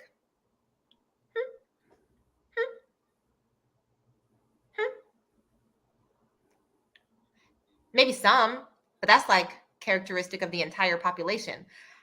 Disproportionately, the married women are dying. Not to go in too much detail, but when I started noticing I was having consistent heart pains, consistent, frequent, felt like my heart was constricting in certain interactions or thoughts, I was like, I'm gonna leave my baby without a mother. I can't, like, when I noticed that correlation, like, I think if I was able to gaslight myself some more, I don't know if I would be separated right now. But when I realized that and I thought of my son, I was like, it ain't worth it. And I see the pattern everywhere else. Stress kills. It does. The women are sick. They are, somebody said they're deteriorating. And I don't know if any of you guys listened to my interview I did with the A Little Bit Culty podcast, but my son, like, if it were not for him, which is so crazy because I've been as scared of having a child since I was a child. And I think it's because my mom would watch, like, TLC used to have this show called A Baby Story, and my mom would watch it. There's women screaming and all these medical emergencies happening with labor and delivery. So my whole life, I've been terrified. Several moments when I was pregnant, I would just start crying thinking about labor. Terror is the thing that terrified me the most in this world. But it's also the thing that saved me. If he didn't exist, I might still be in the ICOC. I might still be in my marriage. Because I mean, I guess that's a whole psychological rabbit hole to go down. Maybe I don't love myself enough, or I didn't love myself enough. I don't know. But when I saw how these interactions like decreased my ability to show up for my son, or when I thought about what he would see happening to me and how he would have to try to make sense of that, or I would have to give answers for that to him. And especially as he grew, because he's pretty perceptive, he would call me out. That doesn't make any sense. I just know he would. I know he would. It's like I could lie to myself. I knew I wouldn't be able to lie to him. It wouldn't make sense. And when I started making those connections and realizing this is going to keep me from being who I need to be, and then I might die. What is happening to my heart? I've never felt this before in my life. I got to go. Mm-hmm. Mm-hmm. And I just wanted to highlight this comment again. As someone who had undiagnosed chronic illnesses while in the church, my discipler told me I was in sin when I voiced my concerns about not being well. So this is what happens to you when you voice concerns of not feeling well. Not in sin. Yeah. And you want to rest. This is what you're told. If you're someone who is being, shoveled into the church half dead, you get praised, right? So if you can still perform, then you get put on a pedestal, because then other people who aren't sick yet feel shame when they say, oh, I'm too tired. They use the women with illnesses who push through as a way to shame everyone else. But if you're a woman who's saying something's wrong, something's off, we're doing too much, I don't want to do this, I feel sick, then you are shamed behind closed doors and told that it's probably your sin. These people are evil. I truly believe that there are truly evil people, because these same people who will tell you you're in sin, I know of these ministry people who would call women out and tell them they're in sin. Also, when I would meet with them behind closed doors, they also said that they felt like they were developing chronic fatigue syndrome. And one really popular women's ministry leader laughed and said, I thought I was getting chronic fatigue syndrome like so many of the women in ministry, but it's a badge of honor. At least that's the way she was talking about it, right? But she just let it blurt out, like they all have it. However, let Sister Bible Talk leader say, I can't do this anymore. You're going to tell her that her sin is causing this. They know what they're doing. And yeah, I started having panic attacks as well. Oh, you were told you were being manipulative. I hid mine, probably because I knew something like that would be said. I would pull up to midweek and I couldn't get out of the car. I just couldn't get out of the car. And luckily for me, it was around the time when I had little ones as well. So that was a good excuse. Like, she's taking care of the kids in the car, But then there were times where I couldn't even do that. And then my husband had to just take the kids in and let me sit in the car for a little while. That's what started happening to me too. Anxiety, panic attacks. And you see, you were being manipulative because you weren't pushing through. You wanted compassion. So if you want that compassion, you're going to be called manipulative and sin. If you are willing to push through, then they will use you to just shame everyone else. It's awful. It is awful. And it is the married women because, I definitely know quite a few single women who developed chronic illnesses, but these were women who served a lot. They were pretty much the right hand of a ministry woman, watching their kids, driving everywhere, never going home. I know quite a few women who would sleep in their cars. My husband was just talking about this today, and I forgot about this, Odell. But he said, "Do you remember how I used to always be sleeping in my car?" He said, "Now I look back, that's so abnormal. Why didn't I just go home?" Well, there was no time to go home. You had to do this and then you had to do that. And you just had to pull over somewhere in the middle and sleep in your car. He was like, "Did you do that?" I was like, "Well, I'm a woman, so no." I would just try to stay awake, go to Starbucks multiple times. But I do know of quite a few sisters who fell asleep in their cars plenty of times. And these single sisters definitely developed chronic illnesses. But one of the reasons it happens so much to married women is the performance that the show you have to put on. You have to be at home, deal with the spouse who may not be so kind to you, and somehow be okay with that. Tell yourself that that's okay. You still got to show up and serve. You're the one who hosts everything in your home, you know? Uh, you have to be the one being the example for the campus, the teens, the married women. You're just doing it all, and it's literally impossible.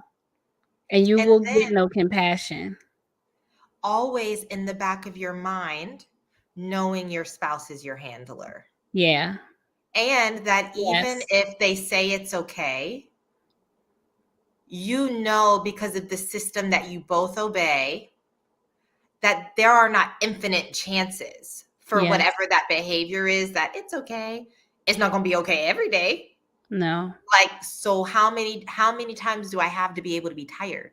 How many Yes. times do I have to not go to this thing? How many times can you tell people, "Oh, she's not feeling well," Yeah, I before have it's too many punches in my card. exactly, and too close to get. So it's like, even if your spouse is trying to be reassuring, you cannot rest really, because you're trying to keep a tally.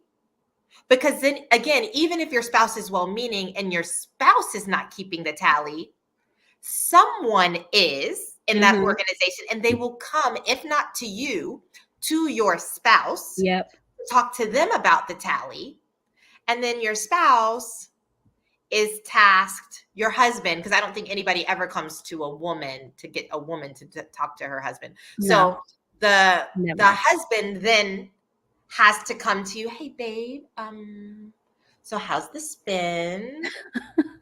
Well, maybe we could have some quiet times. About what if we do a devotional together? Or what can I do?" And this is if they're nice. "What can I do to support you?" And because we can't give up meeting together. Mm, Or we are called to be hospitable like the first century church. mm. So, and then they may or may not mention to you, but even if they don't mention it to you, you probably have the dynamic with your husband that he didn't come up with all this on his own. And Mhm. all these instances and all these if you pay an ounce of attention, he was sent. So now not only do you have this like kind of strife with your husband that you're trying to accept and be humble, now you're wondering, who told him? Who talked to him? Is this apparent to everybody or just a small corner of people? And because Lord forbid your kingdom stock go down. Now you on the prayer list. Oh God, not the struggling list. And that's another stress. Oh, That's another stress that is not directly correlated to marriage. So we will do our best to stay on topic. But it's just all this extra stress that comes in because, yeah, like you said, even when you go home, that's just another layer of performance. yep. It's another layer of performance, because if you do not perform well enough, your spouse will go talk to someone, Or they will get in trouble. or they So will you, get. as a woman, also, you don't want your husband always being thrown into the frying pan. If you do happen to have a husband who, doesn't fit the mold, you know, if your husband kingdom stock go down, yours does too. You're not going to be called up for things. And And your husband could be bitter Acknowledge. with you. Yeah. He could resent Mhm. you Mhm. because you were tired, Mhm. or God forbid, you just didn't want to do something. Yeah. There's actually so many stories of that, with vice versa, actually both ways, where Yes. maybe the husband doesn't want to go into ministry, or the husband doesn't want to go on a mission team, or the wife doesn't want to go into ministry, or the wife doesn't want to go on a mission team.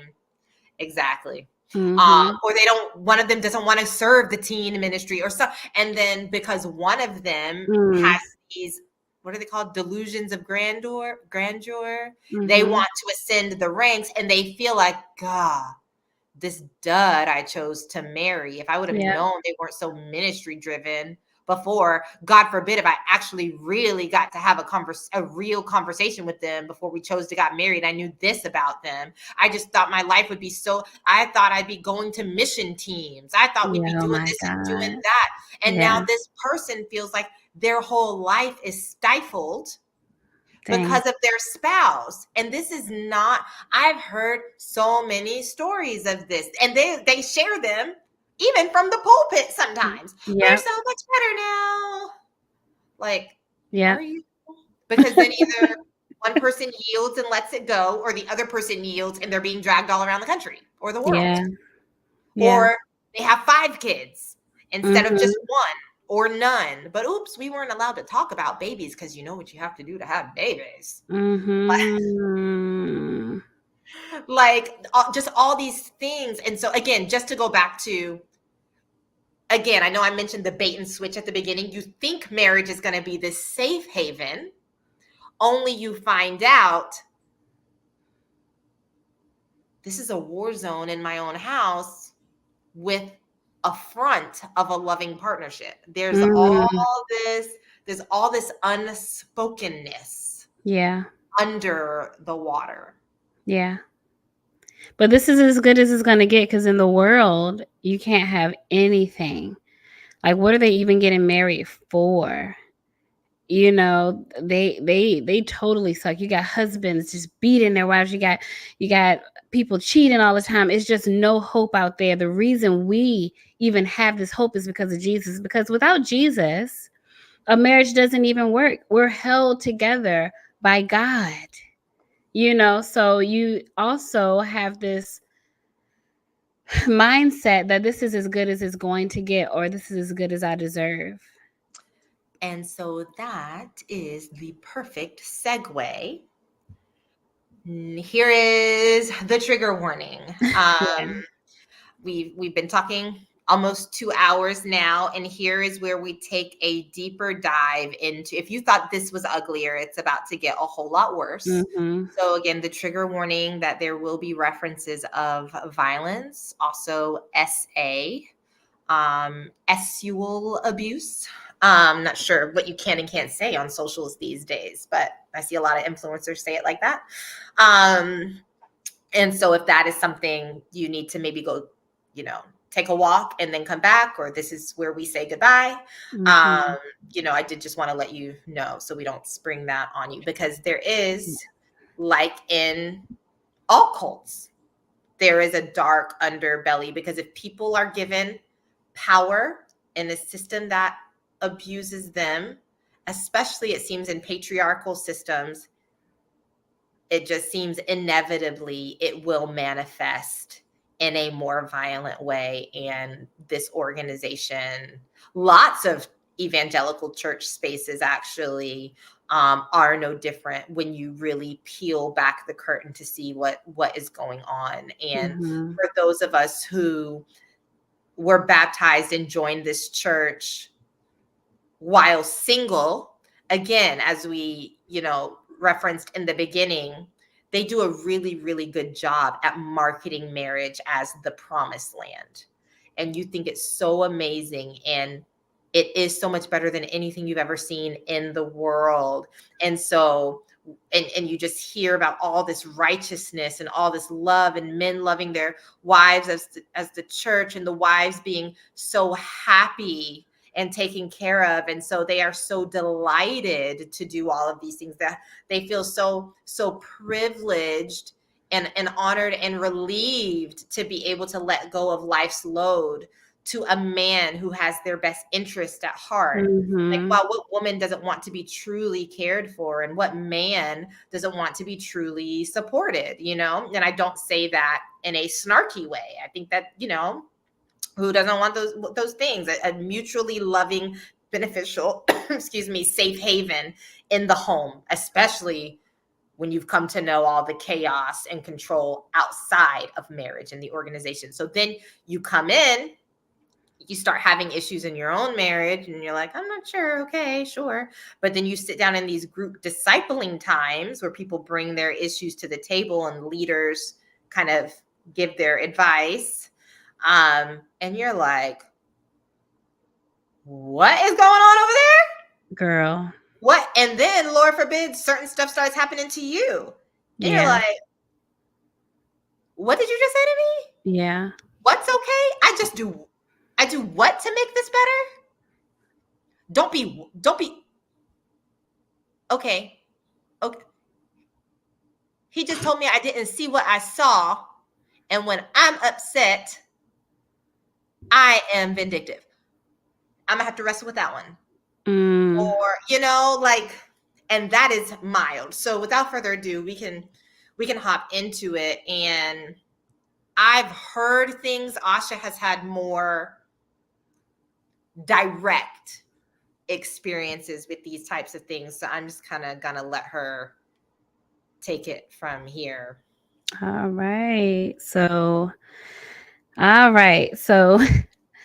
whatever reason, I was involved in quite a few D times, D groups, meaning your discipleship groups. That's when you have pretty much like a region leader or someone who is over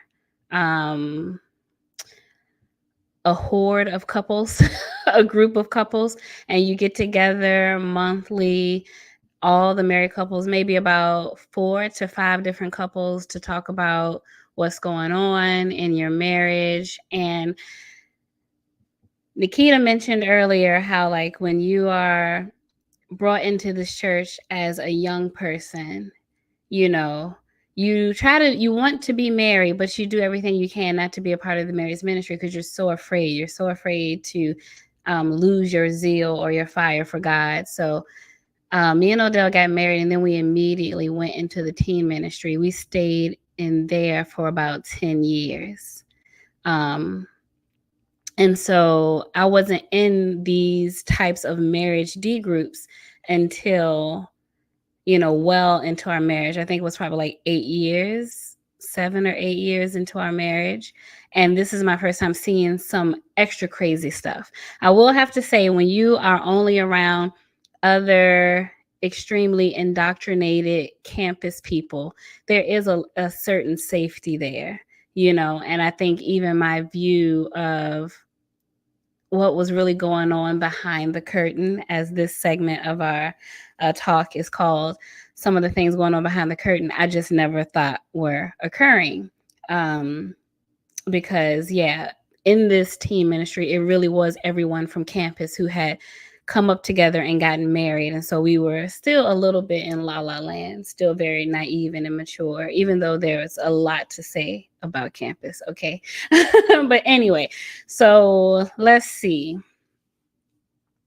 One of my first warnings that things were not as they seem for a lot of marriages was, I remember after having my daughter, I think it was maybe 10 weeks after giving birth, I decided to come to a women's event at church, and I didn't bring my baby because, like, she has a dad, and this was only like 2 hours. And so Nikita's laughing, y'all can't see it.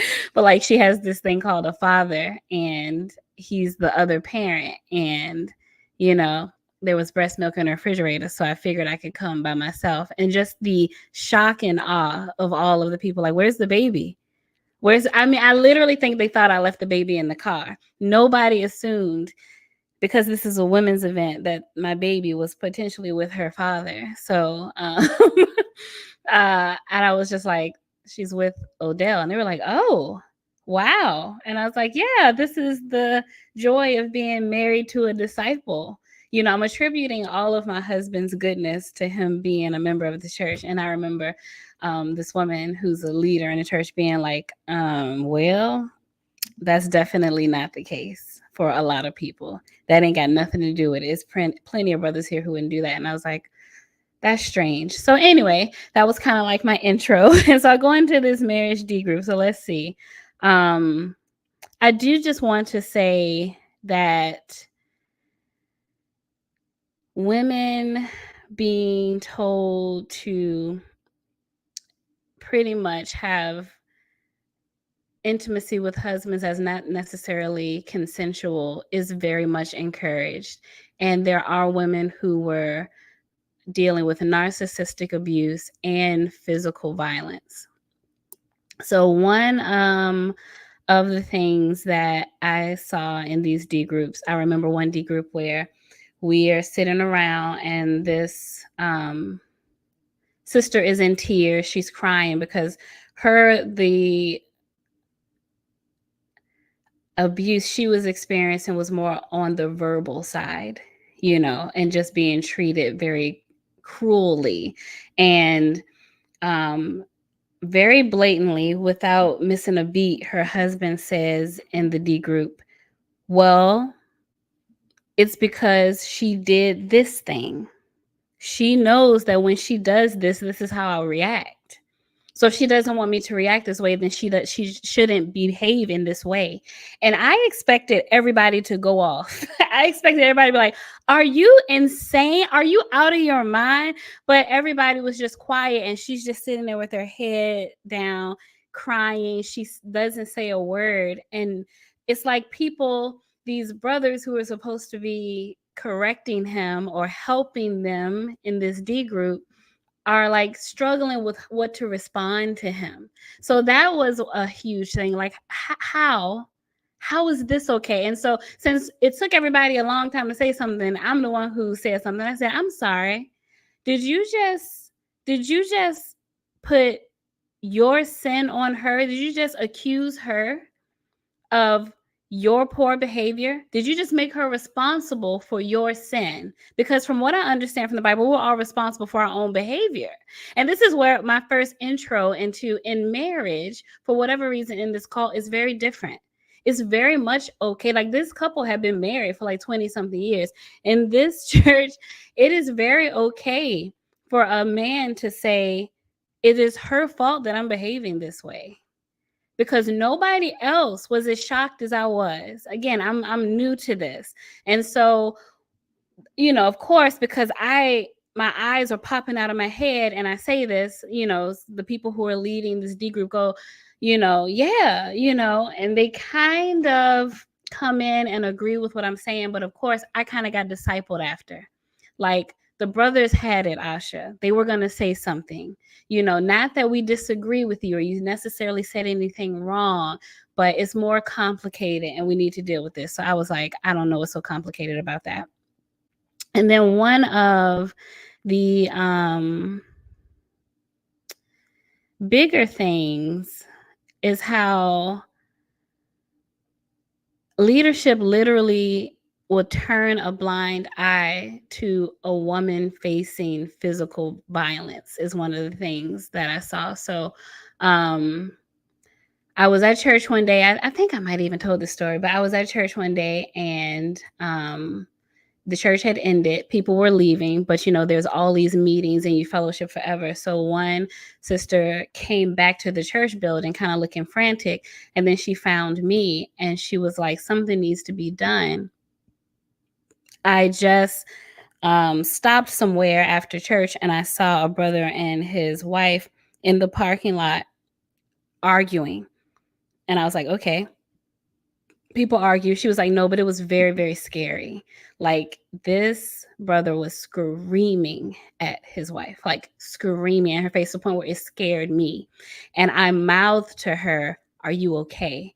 And she did like this. And so she ran back to church to pretty much get some help. So the first thing I did was go to the women's ministry leader for this church.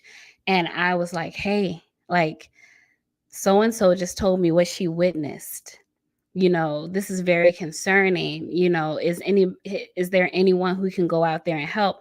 And she just stared at me and she said, "Wait, who told you?" And I gave her the name of the person who witnessed it and told me about it. She was like, "She's one to talk." What does that even mean? She's one to talk. I was like, she's not talking about them. She's letting me know of a concern she has. She's scared for this woman. She was like, "Don't worry about it. Don't worry about it. Me and my husband, we're working with them. Sometimes that sister, the one who's being screamed at, she says things to provoke him. Like she always pulls up the past and stuff. And so it causes him to go off, but we're working with them. We're working with them." And it didn't take long to learn that there was absolutely violence going on there. And no one said anything about that. That was hush hush. But just her reaction of pretty much, who is this person to even say something about it? Have you seen her marriage? And then to be like, well, if this man is screaming at her, please understand that she always provokes him. And we're working on her with that. So it was focused on her and what she did. And there's just, this was kind of the standard. And I was so taken aback by it. It was another, I could just go on and on. I don't want to get too specific, but that was a big one. And what I really want to highlight is the reaction. This was the women's ministry leader who had this response. And by her even mentioning the other woman and saying she's one to talk, does that mean that she experiences these things in her marriage too? And again, it was like, and then I guess you assume it's her fault in her marriage as well.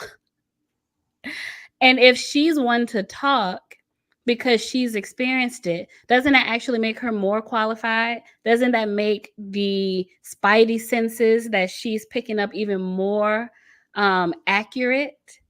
But no, this was what I was told. I do have one more story, but go for it. And just to, again, and not to get too specific, but I Yeah. did want to share just a little more for people to understand. And I know you did say, like, come to find out there was violence, but that's such a broad spectrum. That Oh could yeah. be, oh, he punches walls. Oh, he shoved her. There was an instance where they were like at a work function, and I guess she provoked him.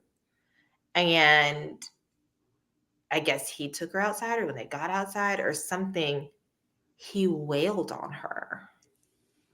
And she became, I don't necessarily want to say disfigured, but like damage was done. Damage was done. And there were children involved. I don't know necessarily if children were involved in receiving it, but they're in that kind of environment. They have to see their mother put herself back together, even if not in that moment. You don't get privacy when you have kids. Yeah. And so. I do know that during that time, because of who this husband was and his status in the world and how he could bring credibility to this organization, they had plans for him. They wanted him to lead. They wanted him to stand out in front. And it just really goes to show it's just a pyramid scheme. They don't really care about a person's character, who they are, really, what their relationship with God is really like, how compassionate and kind. It was almost as if he was looked at as even more of an option to lead because of his bullyish demeanor, his anger issues. This is the type of man we want to put on stage. We've seen it. We saw it with the World Discipleship Summit. You need the type of guy in charge who's able to look at a crowd of hundreds of young children and say, your prayers are stupid. These are the type of people they want to lead. So I think that is something that also clouded their judgment. We need to blame her because we want somebody like him. We want to put him up on stage. They couldn't deny that physical violence though. So, that's kind of when it ended, I guess. I'm not 100% sure, but yeah. So I know another sister whose husband was cheating on her all the time, repeatedly. And I remember this person actually shared at a Women's Day about that as to be an example for all of us of how she repeatedly forgave him. But I remember talking to the women's ministry leader about this too, because I'm like, how does this work? Can't she get out of this? And what she said is, yeah, she can get out of it, but she has to understand that the only reason she can leave this marriage is because God is not okay with his behavior. It can't be because she's not okay with it. How dare she have any self-respect? It was wild. It was like, and then she said, but if she decides to stay in the marriage, then she has to still behave like his wife. She still has to do her wifely duties. So she's got to make a choice.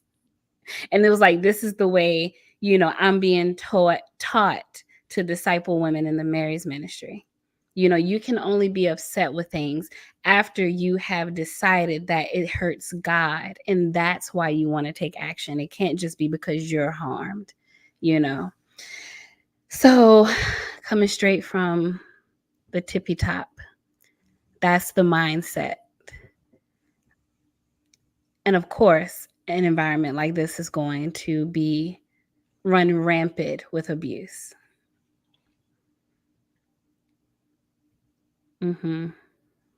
So yeah, those are some of those extreme examples. And these are the places where these women are trapped, completely disempowered. It is not a happy place. It is not this happy, safe, golden place where everything is magically perfect because you're a member of this church. And it's so sad because I know that the people who join this church, for the most part, no, to answer your question. Absolutely not.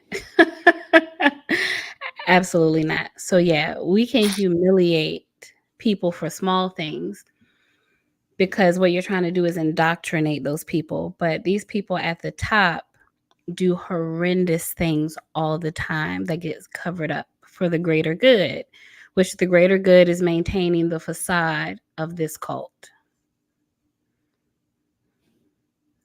So examples like this, bringing people up on church to confess to things as masturbating, is using this person as an example to whip everybody into shape. Make sure that you still have your hand on everybody, that people still live in fear, are compliant. But when it comes to things that actually hurt and harm people, no, we're not gonna, those people don't have to come forward. That ministry couple was never called to apologize or acknowledge how they had failed this woman. That'll never happen. And I do know of one man in the region that I was in who came forward once or twice. It was talked about so often. I can't remember if he came up twice or it was just talked about so often. I know he came up at least once to like read a letter and apologize about his adultery and things like that. But that's only because, again, like I said, it was so widely known and so kind of rampant that I don't know if now that I know, I was younger then. I think I was in campus, maybe in the singles. I didn't really know how things went. Now I'm like, oh, there must have been enough people, commoners, causing a fuss Mm. about how come he doesn't have to say it. Like, it must have been that bad Yeah, it had to be. that he had to come up. But, because there's always going to be someone who's like, I've seen people read a letter about a dog. Shut up. Y'all know not enough for as much unrepentant sin happens on this level that doesn't come in front of the church. I don't like whataboutism. Yeah. Don't be ignorant of nuance. Yeah. Obviously, don't speak in absolutes. We're not idiots. We are very educated women Yeah. and decent communicators, okay? Like, but just for those who want to come in and say, well, at my church, one time a guy got up and read a letter about his addiction. One time I know somebody who had to talk about their adultery. Yeah, and how many more do you know Yeah. who did it? Yeah. How many more do you know who did it? And this guy, or the two that you were talking about who were physically violent, Mm-hmm. they didn't have to. Mm-mm. They didn't have. So, okay, do you want a star because you could think of someone who did it? Yes. Don't be dull to the point. We all Don't know be y'all dull want a to the point. star. We all know y'all want a star for that one time that the church actually did it, so that people like you can say the church actually did it one time. Well, God. I just don't want you to say that man. nothing good ever happened, that they don't call it out at all. Okay, all Shut right, up. fine. Fine. They We can call it out acknowledge when it makes them look good and it doesn't hurt them too much. That's how predators and cults work. If they didn't operate this way, they wouldn't be an effective cult. what is it called? Ugh. Intermittent. Is intermittent. It's kind of like this idea of like occasional reward. Like there's an actual term for it. And Dr. Romani, she's amazing. She Yes. knows the vocabulary word. She's the one that I heard it from. But it's like Yeah. the term, it's like basically this sporadic, this intermittent kindness or goodness. Yes. And it's like a more deliberate, grander scale of like breadcrumbing. That makes me so angry, as y'all can So tell. that way they always have deniability. Yeah. And they can always do that same whataboutism. Yeah. What about that time I stood up for you? What about the time the church pulled this collection to help you pay your light bill? What about the time we told you actually could hang out with your boyfriend by yourself that one time? I know one couple that hung out by themselves one time, so. Right. Like, so what about that? You can't say, yeah, but let's look at how few and far between those are. But because they sprinkle those things in, it allows this image Mhm. to be portrayed of, we really do mean well. Mhm. We do try. We're just not going to get it right all the time. We're just not going to get it right all the time. Right. But not only do you not get it right all the time, you don't get it right most of the time, but you really make a big show of the times that you do, and you rest your laurels on that. Girl, And that's so it. that's intentional, and Yeah. that's in toxic one-on-one relationships. Mhm. I see OC aside. That's in toxic one-on-one relationships. That's Yeah. in toxic work environments. That's in toxic, like, life coach, guru, self-help people who will like Yeah. kind of shame you and make you feel bad, but Yeah. they boost you up just enough to keep you coming back and make you feel like they're on your side. Yeah. And that's in these high control groups. Yeah. And it's Yeah. by design. So everyone, and it's stuff that worked on us. It's part of the reason we were able to stay so long, because it makes you question if you're Yeah. seeing what you're seeing. Well, let me have grace. They did all these things. Yeah, if something were purely evil, if every time you met with someone, they said, God, you're still doing that stupid thing with your face?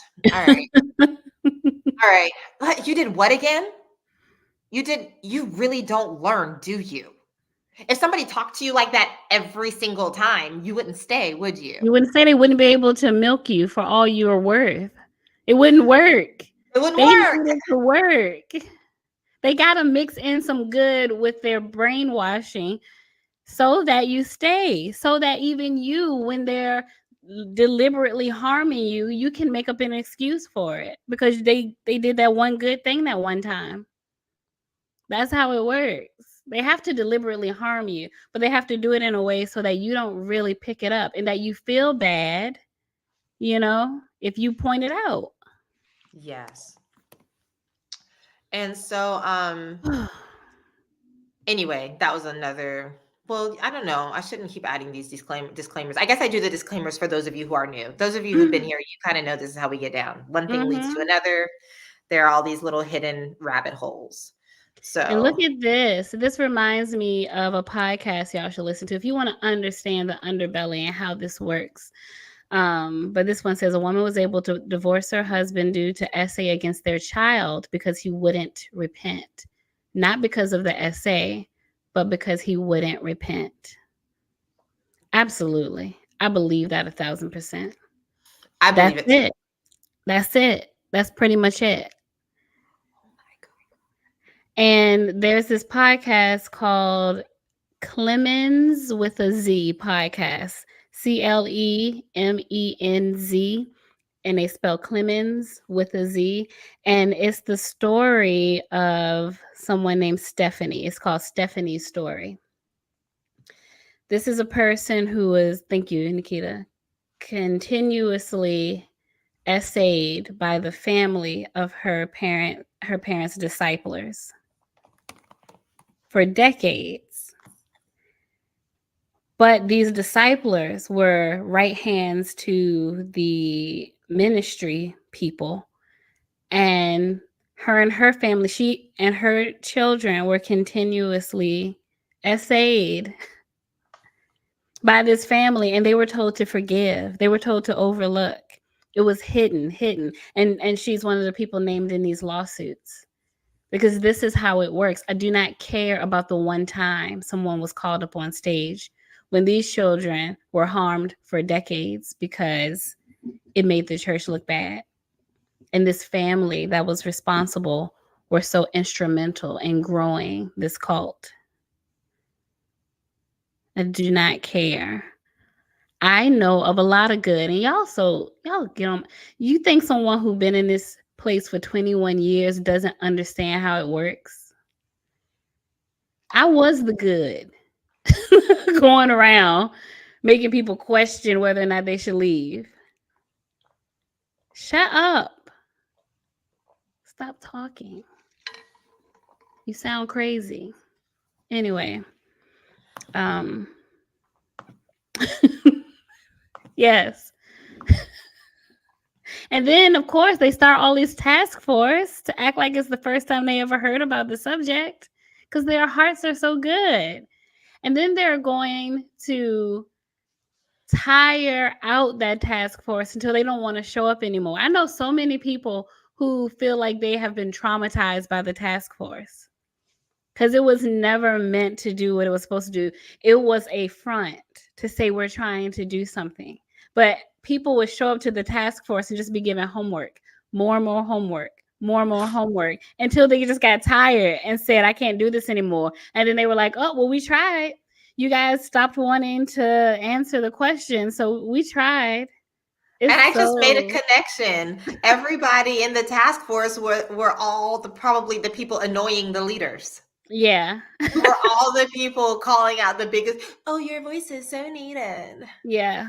Oh, yeah, that's so important. Bring all those concerns to the task force. Then they just run us, and then we shut up because, oh, wow, ministry's harder than we realized. Mm-hmm. Mm-hmm. Okay. So I almost want to do a anyway, whole episode on the task force. we could. I mean, I only went to one meeting, had a flat out panic attack, and could not go back. Because of, never mind. Could not go back. Because it's a mess. It's just a mess. All this mental gymnastics you have to do. Yes. There we go. Yes. That's the word. That is the word. And so then speaking of that, going from like the blatant abuse that Asha was detailing, there's a lot more subtle, insidious things that happen that are supported and allowed and encouraged and ignored that are also abusive, but just on a different level and certifiable. If you go to therapy at all, ever, or hear therapists talk, some of these things that are allowed to go on in these relationships, it's not good. Like, so for instance, there's one woman and her husband was, I mean, just very disrespectful, like financially very controlling, maybe even financially abusive. And it was just like not kind, so much so that when work from home happened during COVID, she was afraid. And she reached out to like elders' wives and like the women's ministry leaders. And she was not on staff herself, but we talk about this phenomena of pillar people. They're like staff adjacent. Asha and I were pillar people, but she had been in the ministry, I think she had been in the ICOC, I think even longer than us. So she had tenure, even more tenure than we did. And so she's feeling like these are her friends, these are her comrades, these are her peers. Basically, the only difference is they've been elevated to staff. But they served in leadership in many different ways over their years, right? So she's reaching out. She's thinking these are her friends, her spiritual peers, that the husbands will come in and help. She says, I'm afraid this is not good. And basically the consensus was like, yeah, sorry, he's just kind of undiscipleable. We tried. I mean, you're right. That is hard. We don't know what we can do.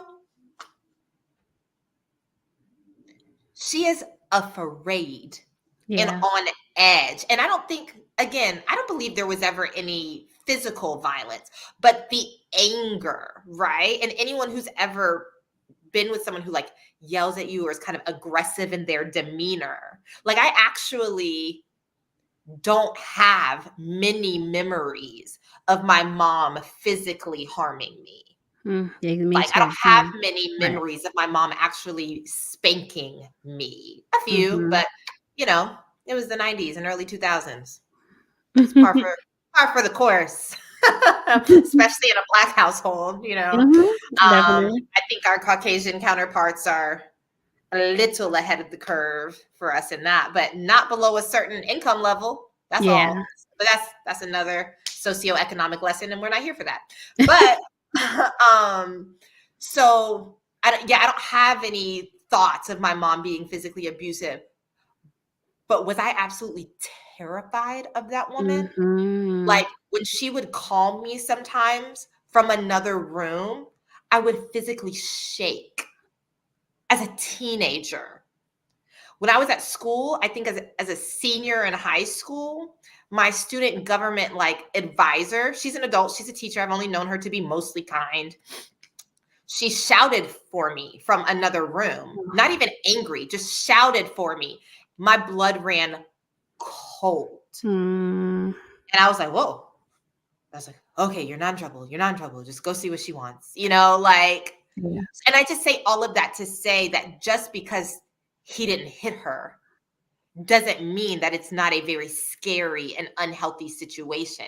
And she's coming to her ministry leaders, her elders' wives, her friends. And they're like, sorry, he's unrepentant. He's undiscipleable. Not going to change. Sorry. And good luck. But again, other people get brought up front for dating people outside of the church. Brought up front, made to come in the front of an auditorium on a Sunday morning or a Wednesday evening in front of the entire congregation and guests, strangers, and read a thorough letter about the sin you've been doing, which is dating someone, maybe making out, maybe having sex as a consenting adult with another consenting adult. Like, what? And so that's allowed. Let me look at my notes. What else did I have here? Oh, then also, oh, okay. Sorry. So again, It's heavy. It's heavy it is stuff. heavy. So when you are a woman in this church, in many churches, you are often told again how lucky you would be to, one, to marry, but then two, to marry a man who's in charge of everything. Maybe you could be a stay-at-home wife or mom. He could be the provider. And I'm not saying these things are inherently bad, right? Right. Women's rights is about the right to choose. But what happens in these dynamics is then, especially with the men being indoctrinated the way we previously discussed, and everybody being indoctrinated to believe how women should behave and think and act and all those things. You think that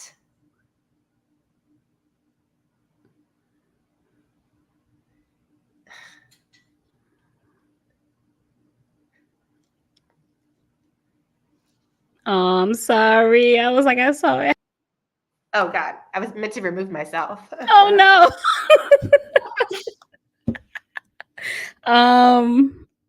Let's see. You want me to finish your thought? Oh.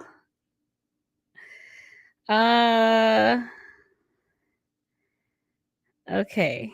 Okay. No, I got it. Okay. Okay. Oh, Nikita, I'm sorry. And I cry for my sisters. Mm-hmm. And not just in the ICOC. You see this even on social media. Mm-hmm. Women all around the country, women all around the world. There's this great awakening. On one hand, I love it because there's the awakening. But on the other hand, it's very painful because you must be asleep. You must be dead. You must be enchanted to have to become awake. So these tears are not just for me. Yeah. Because I do get messages and DMs. Anyway, Yes. so these are like, I feel like tears of, and not even this generation. You think of our grandmothers. You think of our great grandmothers. Mm-hmm. So anyway, here we go. You are sold that this is, what a privilege. This is a gift. Mm-hmm. This is a gift. You don't have to worry about it. You don't have to worry your pretty little head. Life is so stressful. Aren't you so lucky you have a man who takes care of that? How many times did I hear that? How many times do we hear that? Oh, ladies, they get to do all this stuff, right? They have the keys to this. They have this, they have that. They know that you don't even have to, isn't that so nice? You don't even have to know how to manage, how to keep up maintenance on your car. Mm. Isn't it nice? You don't have to know how to do this or how to do that. But what happens when you want to? And what happens when you need to? And now you are grown and mature in age, and you lack life skills. You lack normal life skills. This whole time you were made to believe that this was a gift, and they were saddlebags. Mm. You thought you received bags of treasure, and it felt that way. It felt that way, and it was for a time. And maybe that's even what you needed, because all of the other pressures we talked about before, probably such a great gift to not have to worry about that. I was drowning. We're drowning. Thank you. Please help me. Knight in shining armor. But now you're infantilized. Mm. And then the fact that you don't know how to do these things, the fact that you don't know this information, the fact that you don't have these skills, the fact that you were never involved in the finances and the this, the that, the third, that's your fault. You weren't complaining when you were benefiting, were you? You weren't complaining. You wanted it that way. You wanted it that way. And now that you don't get everything you like, now you're ungrateful. Women always want all the things. Women always want all the things. You want to be taken care of, but then you want people to feel like you're special. You want people to feel bad for you because you got what you wanted all these years. Isn't it so hard for the man? Meanwhile, ladies, how many of us were just sitting around eating pineapple by the pool instead of taking care of all of those things? How many of us were just going to Pilates and getting our nails done and taking naps in the meadow? Nice sunshine on us. No. Like, is that what you were doing this whole time? You just piled everything on the man so you can watch TV all day? And then one day you just decided, I'm bored of this. Guess I'll go. That's what happens. That's what we're going with. And so, no, you've been saddled with hospitality, Mm-hmm. growing babies, raising babies, fulfilling your husband's needs so that way he doesn't struggle sexually anywhere he goes, because that's your responsibility. Constantly being the recipient of people picking your character apart and having to take it graciously, or else you're not humble. You think more highly of yourself than you ought. And pride is the Antichrist. Literally, I've heard that said. I've heard that it is the opposite of Christ. Oh, wow. So, because Christ humbled himself, he made himself nothing. So if you are not humble, you are literally Antichrist. So if you think you're something, yeah. So yeah, you have to listen to people tear you down, your flaws all the time. So you're dealing with that. You're constantly trying to repent. Then you must keep a clean house. And then if you don't keep a clean house, then you have to deal with the guilt about the fact that your house isn't clean. You have to hear about that. Don't let yourself go physically, or again, feel guilty about letting yourself go physically. But that's also hard to do because you're growing babies, raising babies, setting out napkins, organizing meal trains, cooking for the meal train, writing cards for the women's ministry leader who's coming in town. You know, all these things, staying late to give advice or get advice. Sharing your faith. Then some of us actually work, and some of us are bosses at our jobs. So, or some of us are in school, or some of us are both. Yeah. With everything else going on. And so then life happens. So that might be hard. Insert any hardship in there that you're dealing with. And so while you're doing all of that, how dare you? You selfish, entitled, privileged Jezebel. Not For you allowed your husband to manage all of these things. And now that you want maybe to leave, or maybe just a little independence, or you don't have these skills, how dare you ever suggest that something about this system has been unfair? And so I get so nervous when I see content where people are like, I'm going to leave my brain at the altar. I can't wait to say, my husband's going to do it. Because it's all fun and games when it's a choice to give it up. But there are so many women who don't even feel like they can leave because they gave up their education. They gave up their career. They don't know, they don't feel like they could learn how to manage bills. They feel like they couldn't possibly figure this out because they're so rusty, because they were given this gift. Because they were given this gift, now they believe that they cannot, because they dared to believe that this gift was a true gift. They dared to believe that, but now they see that their spouse is their handler. And they're more devoted to the system than to them, because that's actually what you both agreed to. You agreed to that at one point too. But it doesn't feel like such a privilege anymore. And that is a resoundingly common woman experience. I remember telling a sister who her and her husband had bought this brand new, beautiful home.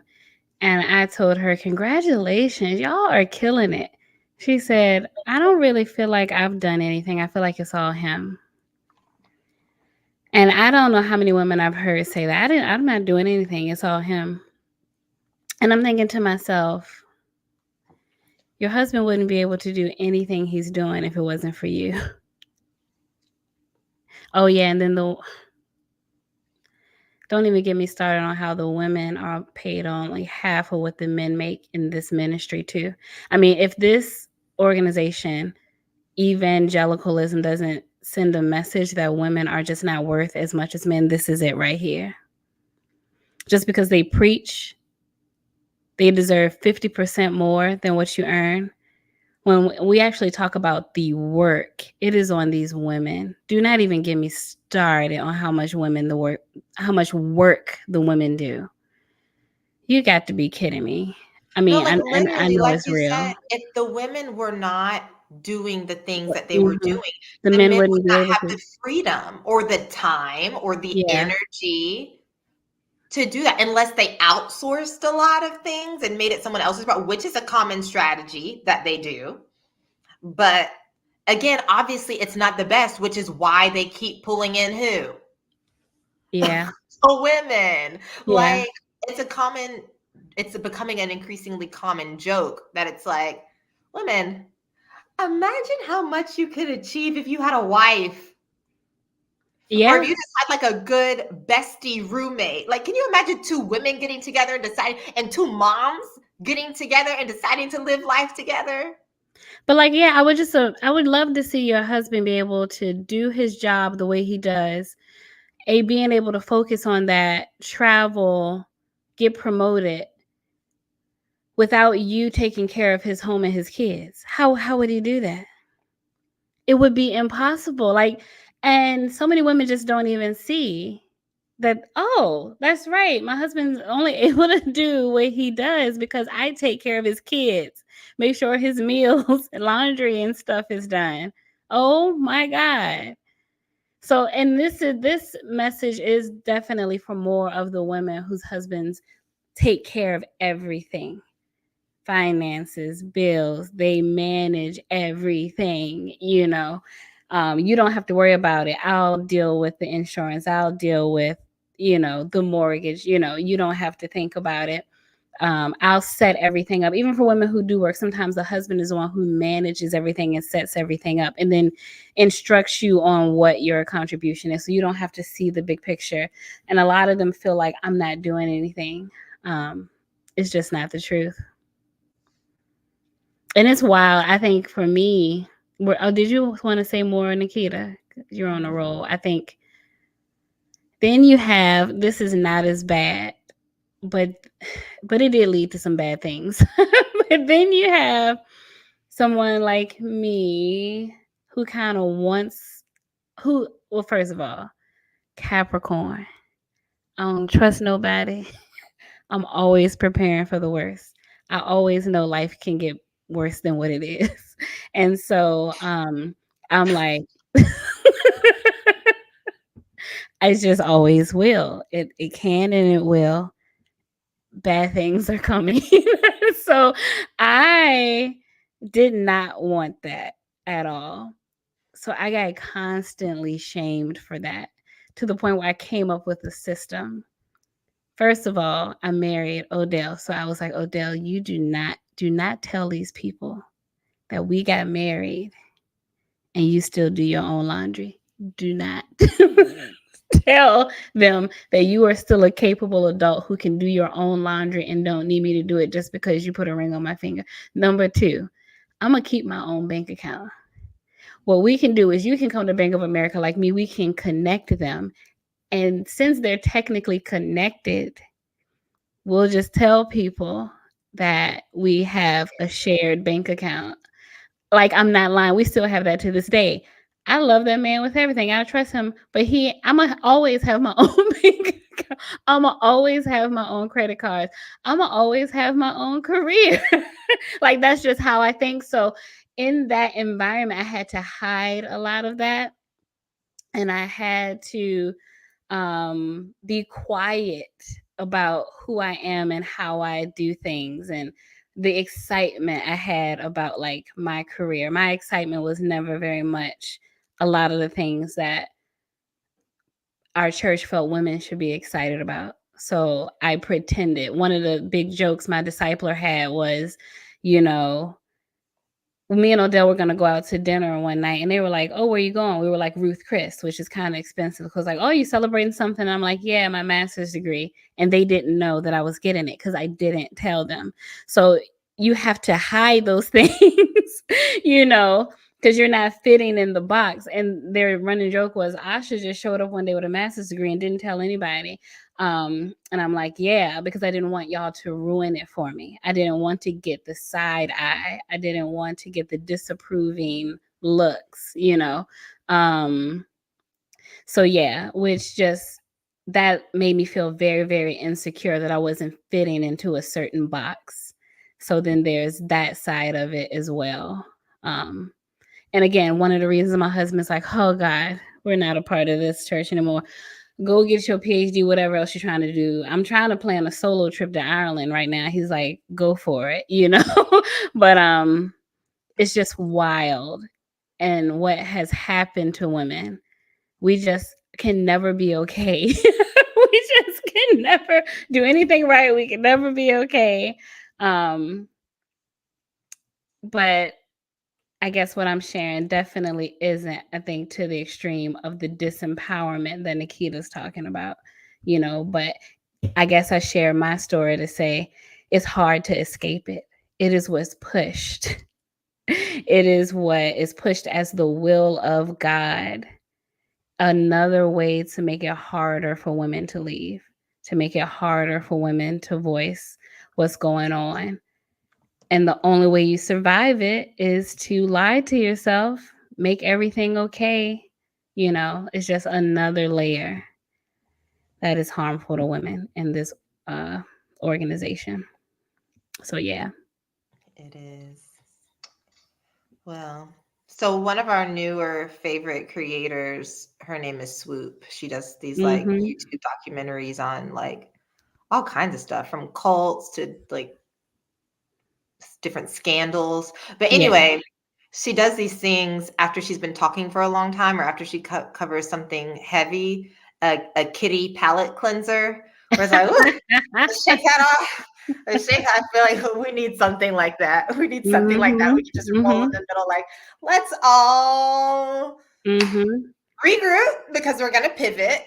We just Yeah. have like a couple more things that we want to talk about, but these next things, I mean, it's all the dumpster fire, really. But the heaviest of it is over. Yeah. Um, and now we want to talk about the craze Mhm. that is all the rave, known as marriage retreats. But I say marriage, you say retreat. Like, you would really think that they were announcing Coachella at church. when they were like, "Oh, guys, Never find this one the post. new year's Yeah.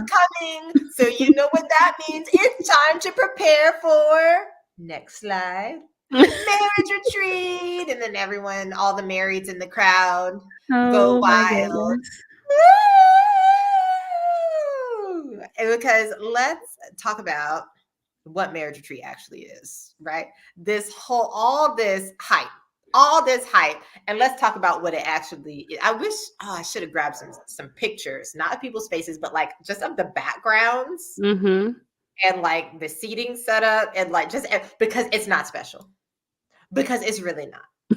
But you are really made to feel like it. And I remember even the first year or two being married, feeling like, yes, I have made it. It's about to be awesome. We are getting in the room where it happens, to plug Hamilton. Like, oh my God, we've been on the outside all these years. Everyone's cheering. Everybody's talking about how awesome it is, how you feel so connected, how good it is to get away and just spend a weekend with your spouse, which if you haven't caught on by now, that is gold. Mm-hmm. That it's like on the show Survivor, and they play those games toward the end, and they have to bet money, and they pull up the little server tray, and it's like, oh my God, a steak dinner, take all my money. Yes. And it's because you've literally been starved of time with your spouse. Yeah. Mm-hmm. It's because you've been starved of time with your spouse. The worst. Oh, I hit it too. Oh, Sorry. we both did it. But you are made to feel like it's, I don't know why. I promise you guys, I do not watch all this reality TV, but I guess I used to. But I'm like, you would think you were going to like fantasy suites on The Bachelor. Yeah. Like, Yeah. but it was just a regular DoubleTree. And they had good cookies, but like it's just, but then the one we would go to in Williamsburg, like it started getting a little dated. Then they started like remodeling. Yes. But then there were like all these tarps anyway, we were too broke and we lived fairly close, so we just always commuted the little 45 minutes. So okay, excuse me. We weren't broke. We had other financial goals. Yeah. We had we were doing fairly well for ourselves, okay? No, that's one thing. For the sake of being honest. That's one thing my ex would always get on me about. Could you stop telling people we're broke? My mom's asking me if she needs to buy us toilet paper. But I like to live a comfortable existence. Like we are. I cannot eat out on Monday and Thursday and go on a date on Saturday. You have checked me about my Amazon purchases. I just want to live my life. I am uncomfortable.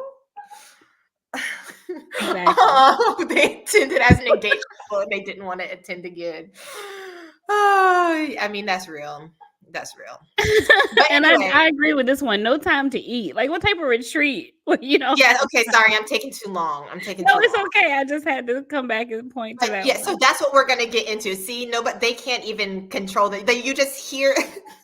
They were very Xers. So I never stayed there because we always commuted. And I think once or twice, did we get to stay at like a resort out there on his parents' dime? We were all right. And we were connected to people who were all right. So, but sometimes a couple of years we commuted. You live kind of close. That's what it was. We lived kind of close, and then they had a timeshare out there, which just happened to be a nice resort in Williamsburg. Like, it wasn't our money. Yeah, we just got to benefit. So, but anyway, all of that to say that we never actually stayed there. But even like downstairs, the corridor, it was not giving. It was not giving the Coachella vibes everyone was excited for. No. Oh, the breakout women's lessons were always. Anyway, we'll get there. Ooh. Yeah. See, and I just want you guys who are watching to know that just at announcing the next topic, the comments lit up. Everyone has something to say about the scam that was marriage retreat, that we were gaslighted, whatever, into believing this. And it was always Valentine's Day weekend. Always. They hijacked our Valentines. No, they did have a couple of dance Back in parties. the day, before your time, they Or maybe it had was them. before you. They had some dance parties, They but stopped. first of all, what'd you say? I said they did stop. I remember that. I was like, where the dance party at? Oh, but we always, well, one, I was tired. You were Two, tired. again, That's what it was. I was tired. We were eating, actually hanging out with friends, trying to spend some time, Right. trying to spend some time not dancing. And then when no offense. No, please don't take offense. Please don't. But at the time that we got married, either all my other married friends had moved away to different cities, or I guess others weren't married yet. And so those first few, when they had them, everybody was just quite a bit older than us. And it just didn't seem like it was going to be that fun. And I was tired. And I was That's not it's the offensive. weekend. I just worked probably over 40 hours this week. And we talked about earlier, the women are tired, the women are sick. Yes. What is it? What's that TikTok? The buses are dirty, the buses is broke down, buses are I gotta learn the quote. But that's what it was. It's not giving where I want to be. I want to be in bed, cuddling, maybe doing some other stuff, eating good food, watching TV. That's what I thought this was about. That's Maybe what one or happened. two good inspirational things, maybe some cute little activities or questions, little icebreakers, get to know you better with your spouse and maybe another married couple. How fun. And like Williamsburg is a beautiful city, but this is, come on. I'm very, yes, offended. So the chairs are not that comfy, which fine, sure. It's a little, what's it called? Like conference room. Yeah. Balloon displays. And so here's the thing, no, they're not trying their best. They would rather use their money to pay for the staff's per diem. That's what they would rather do. Yeah. And so, we did, girl. We did, but much later, and when I was even more tired. Here we go. Oh, we did. It was just when I was even more tired. So, yeah. So, I don't know what else to say about that. So why? Back to let's bring it back to the why. Why would we go to these? Well, first of all, so I told y'all I was watching clips of the last marriage retreat, and the guy said something to the effect of, everybody should be coming to marriage retreats. I don't care what the topic is. To get away with your spouse for a weekend without the kids, just come to marriage retreats. And the reason he said it like that is because we did not have time to do these type of things. Wait, So pause. Yeah. But can we talk about the fact that it's not even a weekend? It's like a day and a quarter. It's Saturday and then Sunday service. Saturday and then a Sunday service. Okay, continue. But what he means is it's the one time that you can get away with your spouse that no one's going to disciple you about. You can feel good about it. Was what he was saying. Because who needs this horrible, boring, terrible, exhausting, stupid weekend to get away with their spouse? You are adults. You can do this anytime. But he knows his audience. They're not people who can do this anytime. So he knows what he's saying. He's like, you should come just to have this moment where you can get away with your spouse and it's allowed. And so that's why we went. That's why people were like, woo, and excited, because it was the only time where you could do this and feel really good about it. For most of us, not the people at the top. They probably was going to Sydney, Australia, hanging out, on the beach. But the rest of us, it was like, we're going to give you guys a break, Oh my gosh, Hot and Holy. Yes, I went to that. It was so stupid. I don't remember much about it, but again, we were excited about stupid little phrases like that, because again, it felt like this permission. You know what I'm saying? The whole weekend was about sex. That's it. And how And the that's just so Bible like, ooh, look at and how how the normal we Bible are. supports you enjoying sex. That's one thing I can say. Mm-hmm. That's one thing I can say we had going for us. When I wasn't depressed. Yeah, When I wasn't depressed. Taylor said that was our first and last retreat. But that didn't make you so excited. But in order to get to that part, you had to sit through a whole day of lessons. So maybe at 8 p.m., maybe later, depending on if you had to Maybe put chairs away at the end. unless you're still fellowshipping and hanging out, then it's Or not till you went even out to later. dinner with a group, because you got to have group dates at the marriage retreat. Because you don't ever get to see your actual friends ever. You're That's always true.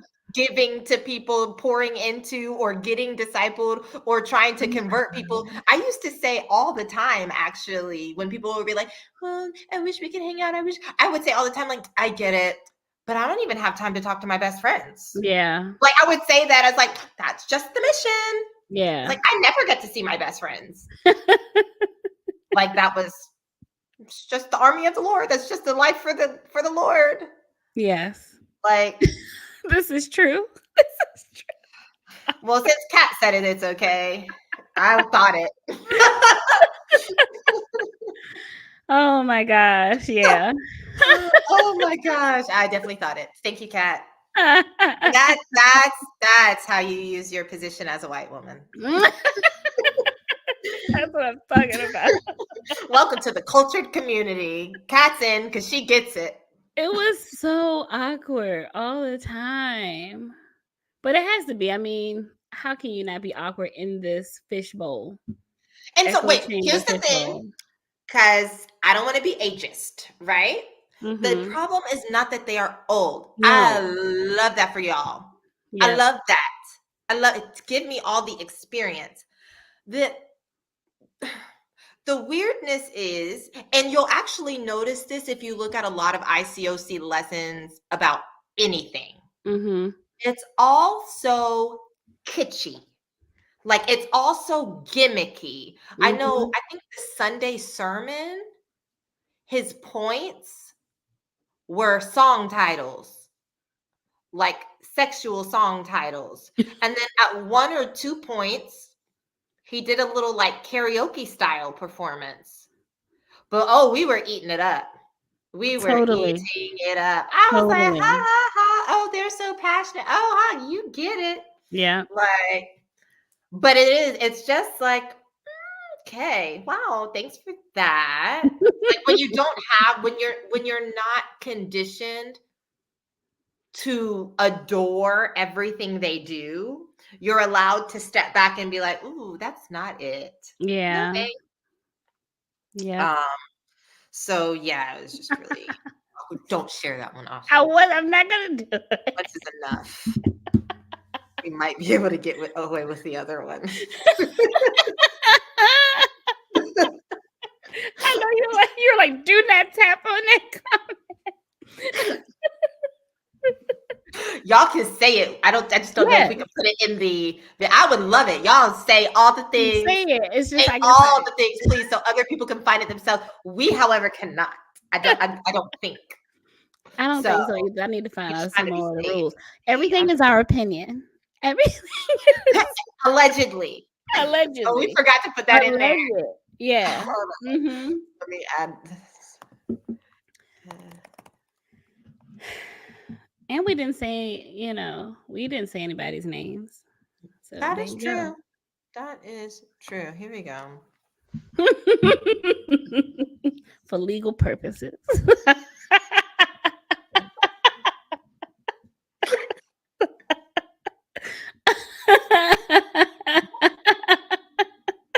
This will be our only timestamp.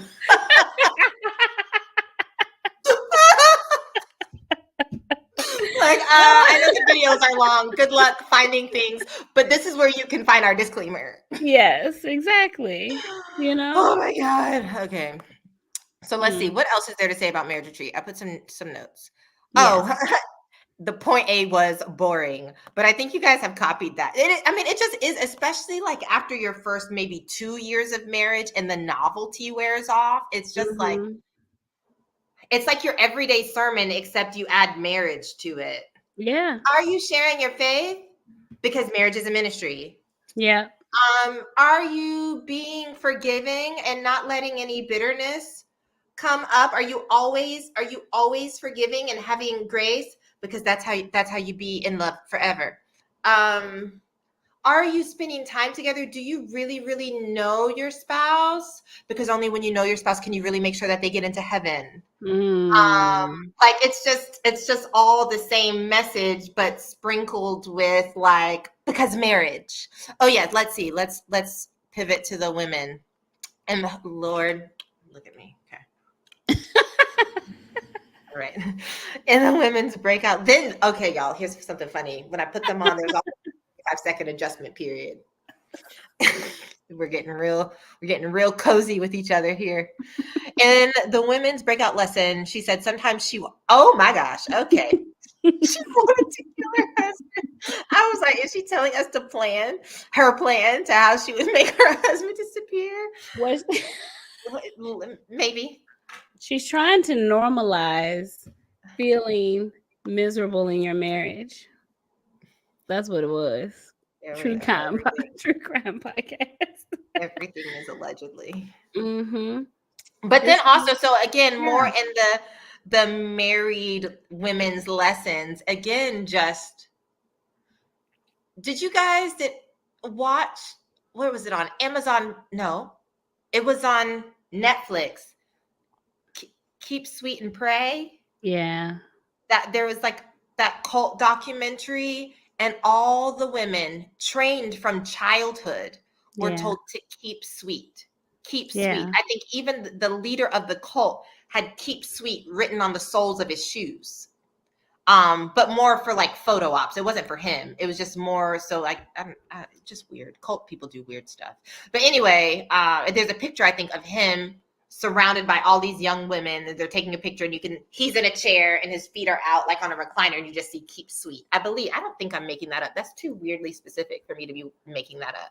Yeah, it's a real documentary. And so, but it's very much, even though they never told us those specific words, keep sweet. Again, it's that win him over without words, gentle and quiet spirit. Are you humble? Do not be too challenging. Do not be critical. Are you making all of the decisions, or are you allowing him to lead? Your marriage will not be blessed if you do not lead. Men need sex. Be his cheerleader, or someone else will. Yeah. And then meanwhile, it's like women don't need that, and women don't need cheerleaders. Like, you don't need none. You have one job. You got one job. That's it. God is your cheerleader. God is your such a big job. Men cannot satisfy you. Yeah. Your husbands do not satisfy you. Go to the Lord and go to sisters. And here's the thing. Here's the thing. I don't think any one person is to completely complete another person. No. However, this rhetoric is used as a thought-stopping technique. It's a thought stopper. I learned that from Asha. I finally used it in the wild. That's one of Asha's favorite things to call out, is a thought-stopping technique. I'm learning. Anyway, because a woman might not be asking her husband to be her everything. Right. But she's not just asking asking for maybe a little more attention. She's just asking him to be a little more thoughtful.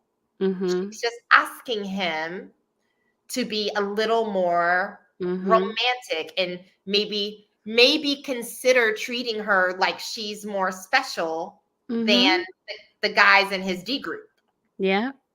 Ooh, you want him to idolize you. Ooh, you want him to idolize you. But then, so on the flip side, sometimes, as was the case in my situation, well, both things were true. that I was told that.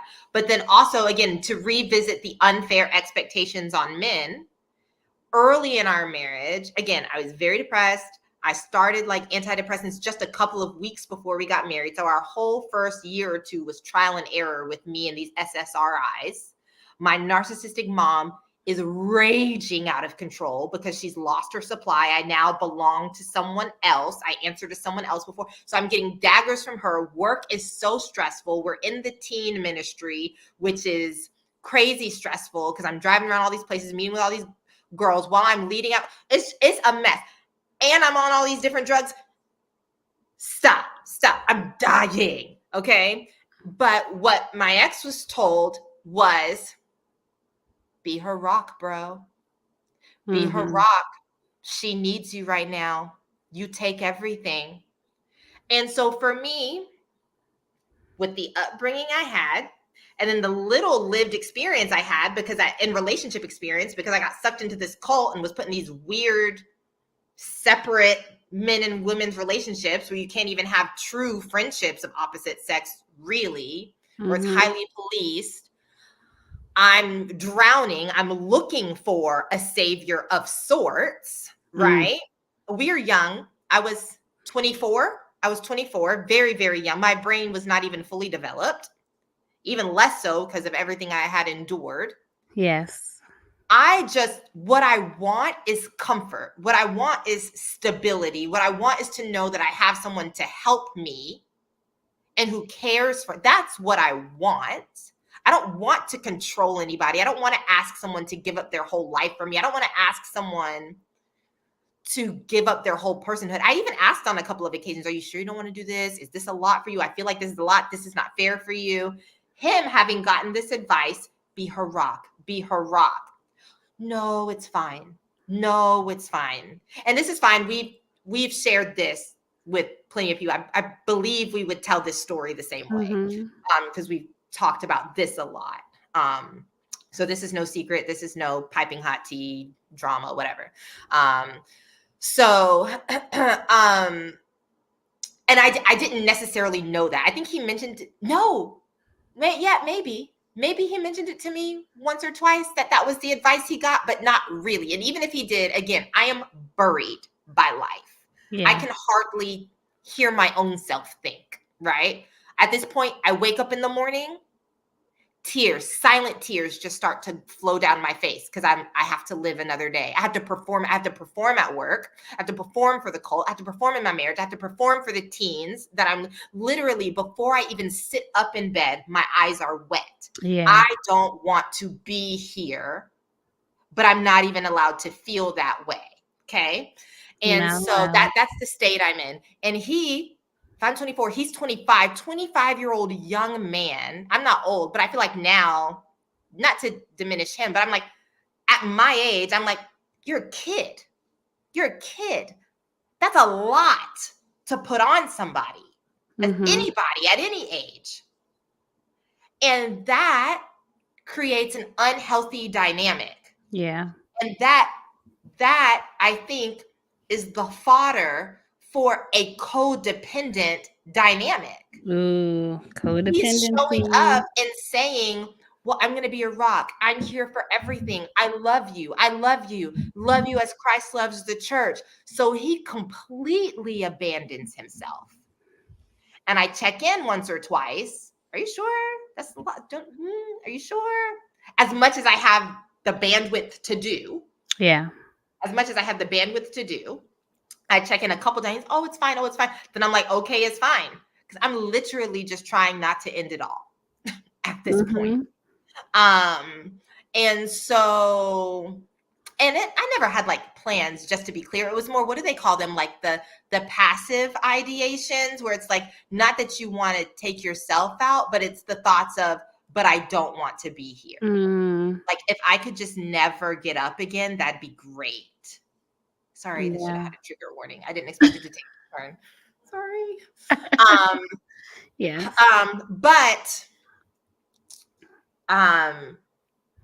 So yeah, that's what I'm dealing with. And then here he comes, and because he's young and love, trying to take the advice of these spiritual mentors, he's abandoning himself. If I checked in and he doubles down and says he's really sure and this is what he wants to do, why would I not think that this is, wow, I'm so grateful. I'm so grateful. So he wants to give his whole self. And at that state I'm in, I'm drowning. I need to put my whole self on him to push myself above water. I am now in a place to be able to look back and say, guys, that's not healthy. That's not healthy. That is codependency 101. Nobody should give up their whole selves. And Nikita, you should not be expecting all of that of him.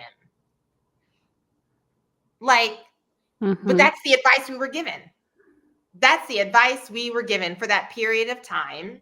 And then later in life, when we grow and things happen or whatever, now who's upset they gave up their whole life?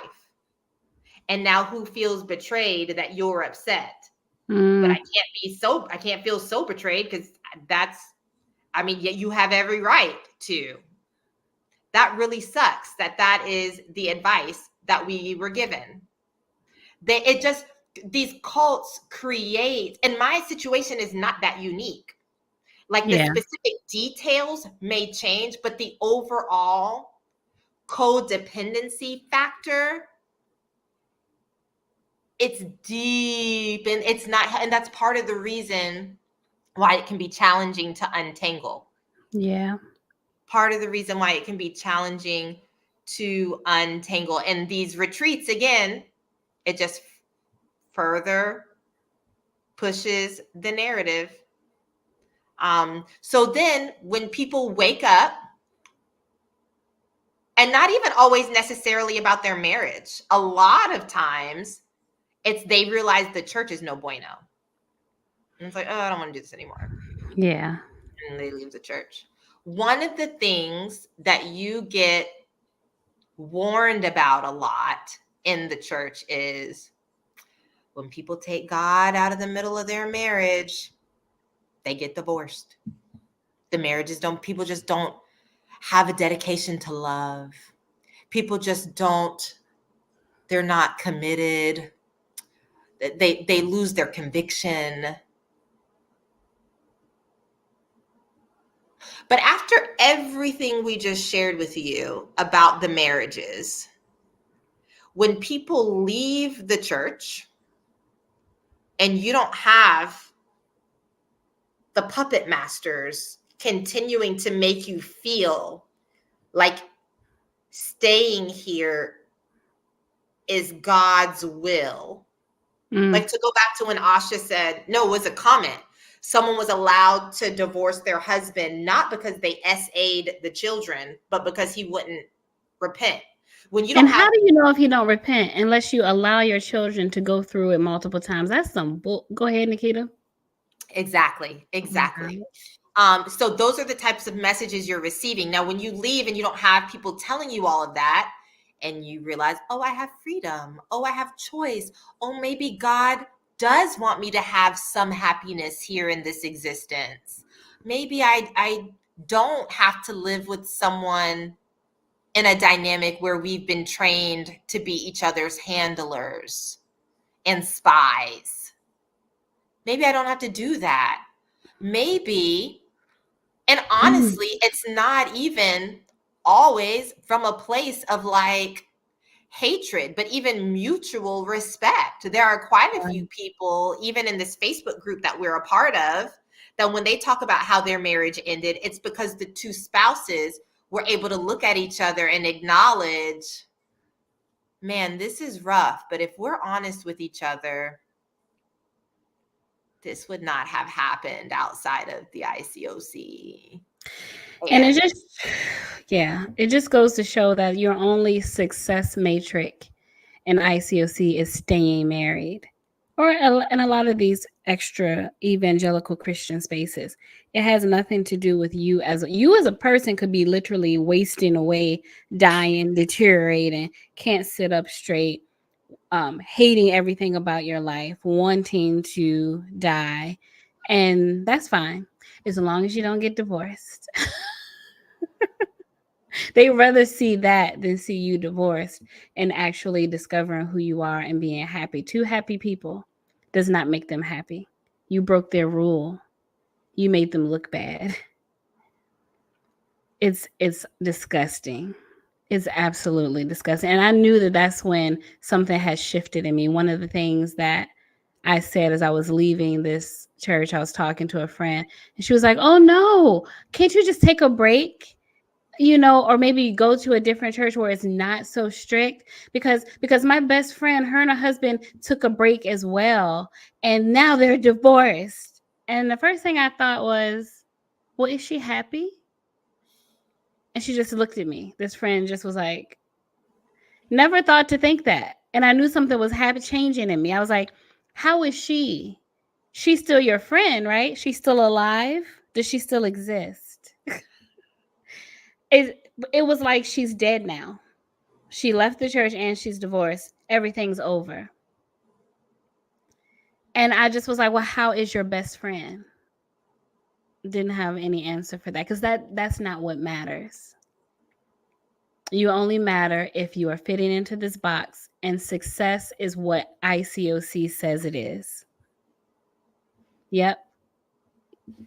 Marriage and getting your babies baptized. That's all that matters. Who cares how miserable people are? Who cares what's really going on inside of them? It's almost as if, like, why are you even talking about this, Asha? Did Jesus ever say anything about caring about people? No, Jesus doesn't care anything. I mean, that's the message that is pushed. Well, caring about them is just making sure that they stay in the body. Yeah, that's what it is. By any means necessary. Yeah. Taylor says that's what kept me staying, the fear of Joshua and I divorcing. Because you also truly believe that without the Bible, especially the way it's interpreted to you from this group, you are just a ravenous, debaucherous heathen with no direction.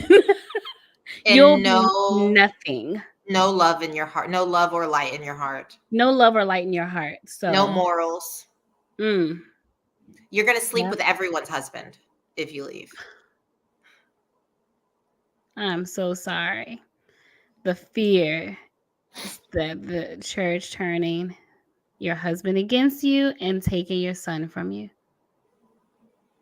Because you hear about it. You see that with other preteens or teens who come out and one of the parents doesn't attend anymore, that people ask, how's it going with your mom? How's it going with your dad? I bet you're praying for them to become a disciple. Even like talking to these 13-year-old kids like that. This is the fear.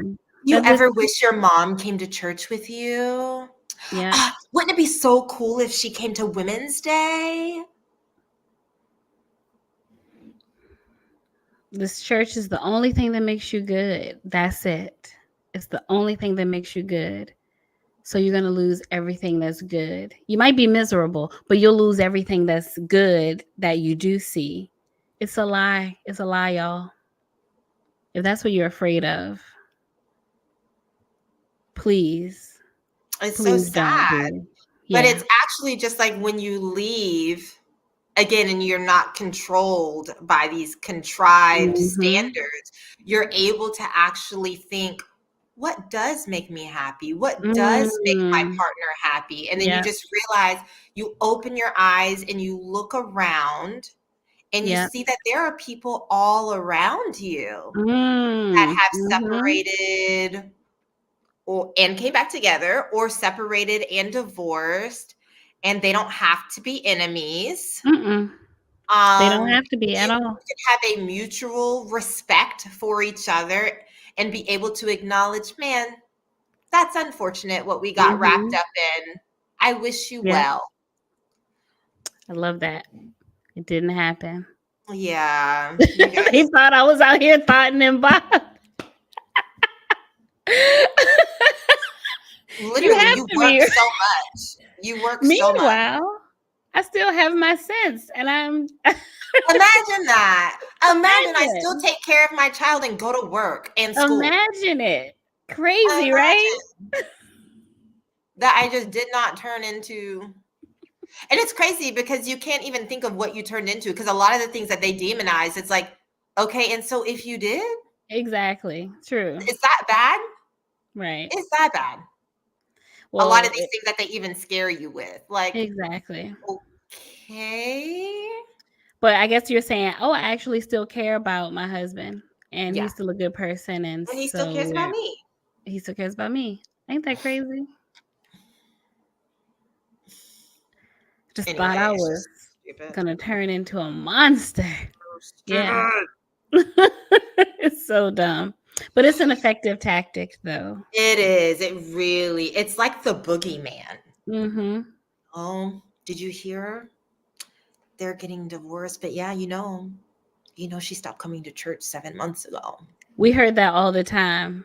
They loved having a story like that. It's another thing that stays in the back of your mind.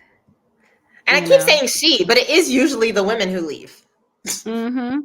It Because is, the women but are the ones but I who wonder sacrifice. why. If you go back and listen to everything we said in the beginning, Yeah. I wonder why. Mm-hmm. I wonder. Anyway, there's a song. Who's it by? It's called the Labor Song, I think. Mm. Oh, I feel like it's so good. I want to do a video with it, like a I feel like I heard TikTok. about I that. think it's gonna be my. I don't want to say it. Well, nobody's gonna take it. Nobody think about me. Um, I think I'm gonna use it for my last Women's History Month video. Okay. So and a lot of people have kind of been using it either while they kind of like stare out into space, and it's like the camera Mm. slowly zooms in. But yeah, in this last part, it's kind of like a chant, and it feels like, what's it called? Like a Gaelic, like Mm. what is that? Like Irish or Scottish or Yeah. something. Like it kind of has that kind of to it. Yeah. So, guys, forgive me. I'm not whatever. Here we go. All day, every day, therapist, mother, maid, nymph, then a virgin, nurse, then a servant, just an appendage, live to attend him so that he never lifts a finger. 24/7 baby machine, so he can live out his picket fence dreams. It's not an act of love if you make her, you make me do too Yep. much labor. Yep. I did hear that. That's amazing. Yeah. And so it's just kind of like this thing like that. And I love it because it's so universal. Even the sound of it, Mm-hmm. it sounds like it's from a foreign land. And I believe it's a white woman singing, but like how it transcends time, it Mm-hmm. transcends generations, it transcends socioeconomic in so many ways. Like it might look different, but this mental load, this expectation, except maybe in matriarchal societies, and I love that for them, those queens, Mm-hmm. but this patriarchy that has taken over so much of the developed world. So Wow. when you hear that, I wonder why. I wonder why when the women leave and see that other people are doing all right, Yep. that they're like, maybe I'll try that. Now in a lot of lessons, I'm hearing people say, when you leave, you think that life is so much better. And it is for a little while.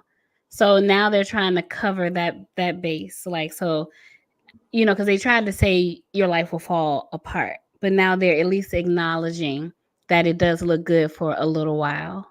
But then, and this is why the powers that be want to stop TikTok and social media, because then look in all the comments. There's always a few aunties Yeah. up in there, 50 and never married, or Yeah. 50 and divorced 20 years ago. Life gets better every day. Like, Yes. Y'all heard about the movement going on in South Korea? but it's spreading. Yeah. In South What's it Korea, called? women B5? 4B 4B? Oh, 4B B5, 6, movement or something like that. 4B. I think it is 4B. It could be 5B. I thought it was 4B. No, I don't know. where they're like, We're not we having are not a part babies. of this anymore. We're not going to have babies. We're not going to date men. And now that I heard the government is offering them $75,000 to have a child because it really at 4B because it is that bad. But who is it bad for? The patriarchy. So we'll pay you $75K instead of changing. I'm like, 75K is not enough. it isn't. It's not even enough. What am I supposed to do with that? Yeah. Maybe get health insurance. I don't know. Maybe. But that's the desperation. An insult. Mm-hmm. But yeah, but there's articles about like there's a rising loneliness epidemic among men. Among And men are men. all Notice it's not the women. They tried to push that narrative, the lonely cat woman. That woman is so happy with her cats. yeah. And so, there's these articles coming out. There's a loneliness epidemic. 70% of marriages, 70% of divorces are initiated by women. By women. What's going on? What? Blah, blah. That's Like, crazy. it's like, oh, we just finally realized we don't have to. We don't have to. So we're not like, yeah. And so that it's just funny. And so a lot of women are putting out content about like, meow. A lot of women are putting out content saying like, well, you guys all this time told us to stop complaining about our baby daddies or about our husbands. And you just said we should choose better. We should choose better. Yeah, now we're choosing now better. we're choosing better. And now you guys are having a hissy fit. And guys are starting to make content about how we're too picky. We need to settle. We're not going to be, they're projecting loneliness onto us when a lot of research shows that the people with the highest quality of life are married men and single women. So who's going to be lonely?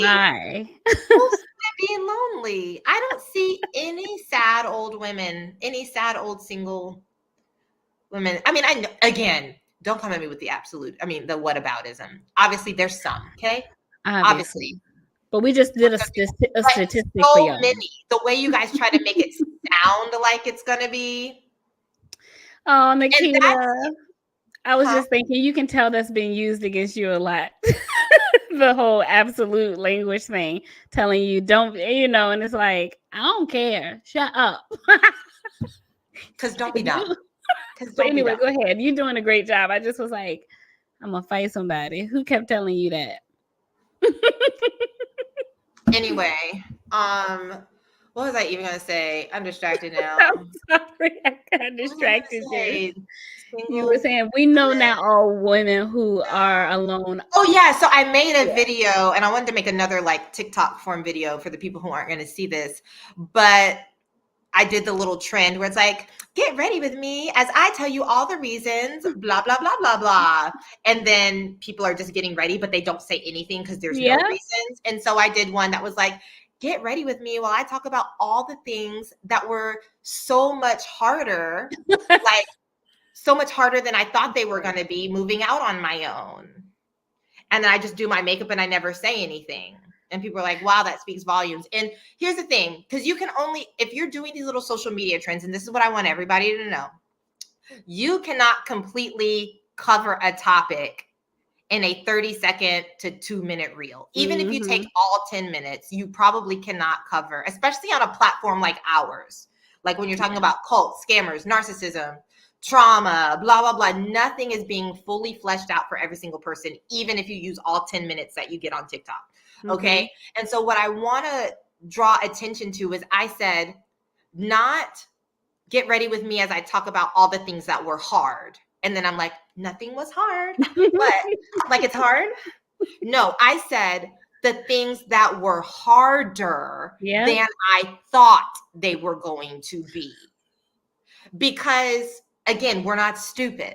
We know it's going to be hard. We know it's going to be challenging. We know it's going to be different. We know there's going to be some sort of pain. We know there's going to be an adjustment. We know there's going to be a learning curve. We know there's going to be fear. We know there's going to be all these things. But with what you know, and then all the external messages, the monster that I had built up in my head about what I was going to have to face, was my reality harder than that? Was my reality harder when women in general, when we choose to to separate, is it harder than what we had been enduring? Right. If it was, a lot more of us would go back. Right? We'd say, sorry. I guess I was being a little brat. I'm just a girl. Sorry, I was emotional, like you said. I love all the content of women debunking that too. It's a lot out there. That's it. And that's why I wanted to put that video out, because when I was wondering if I wanted to take this leap, it was other women who made content like that who helped me dare to imagine that I possibly could. Right? I thought I was going to die in this marriage, not like because it was so awful, but because we were going to grow old together. Like I thought that was my forever. You don't make this decision. So many women, we don't make this decision lightly. Yeah. Right?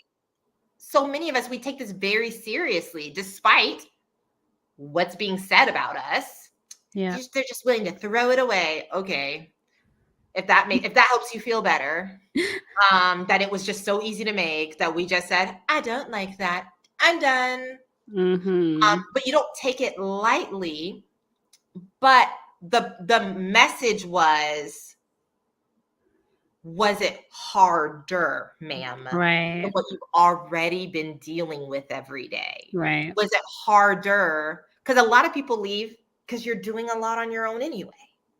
Yeah. Or you're being brought down in some way or another. Or it's challenging, it's heavy in some way, that the thought of going through this legal process, this financial process, this emotional and psychological process could seem beneficial, right?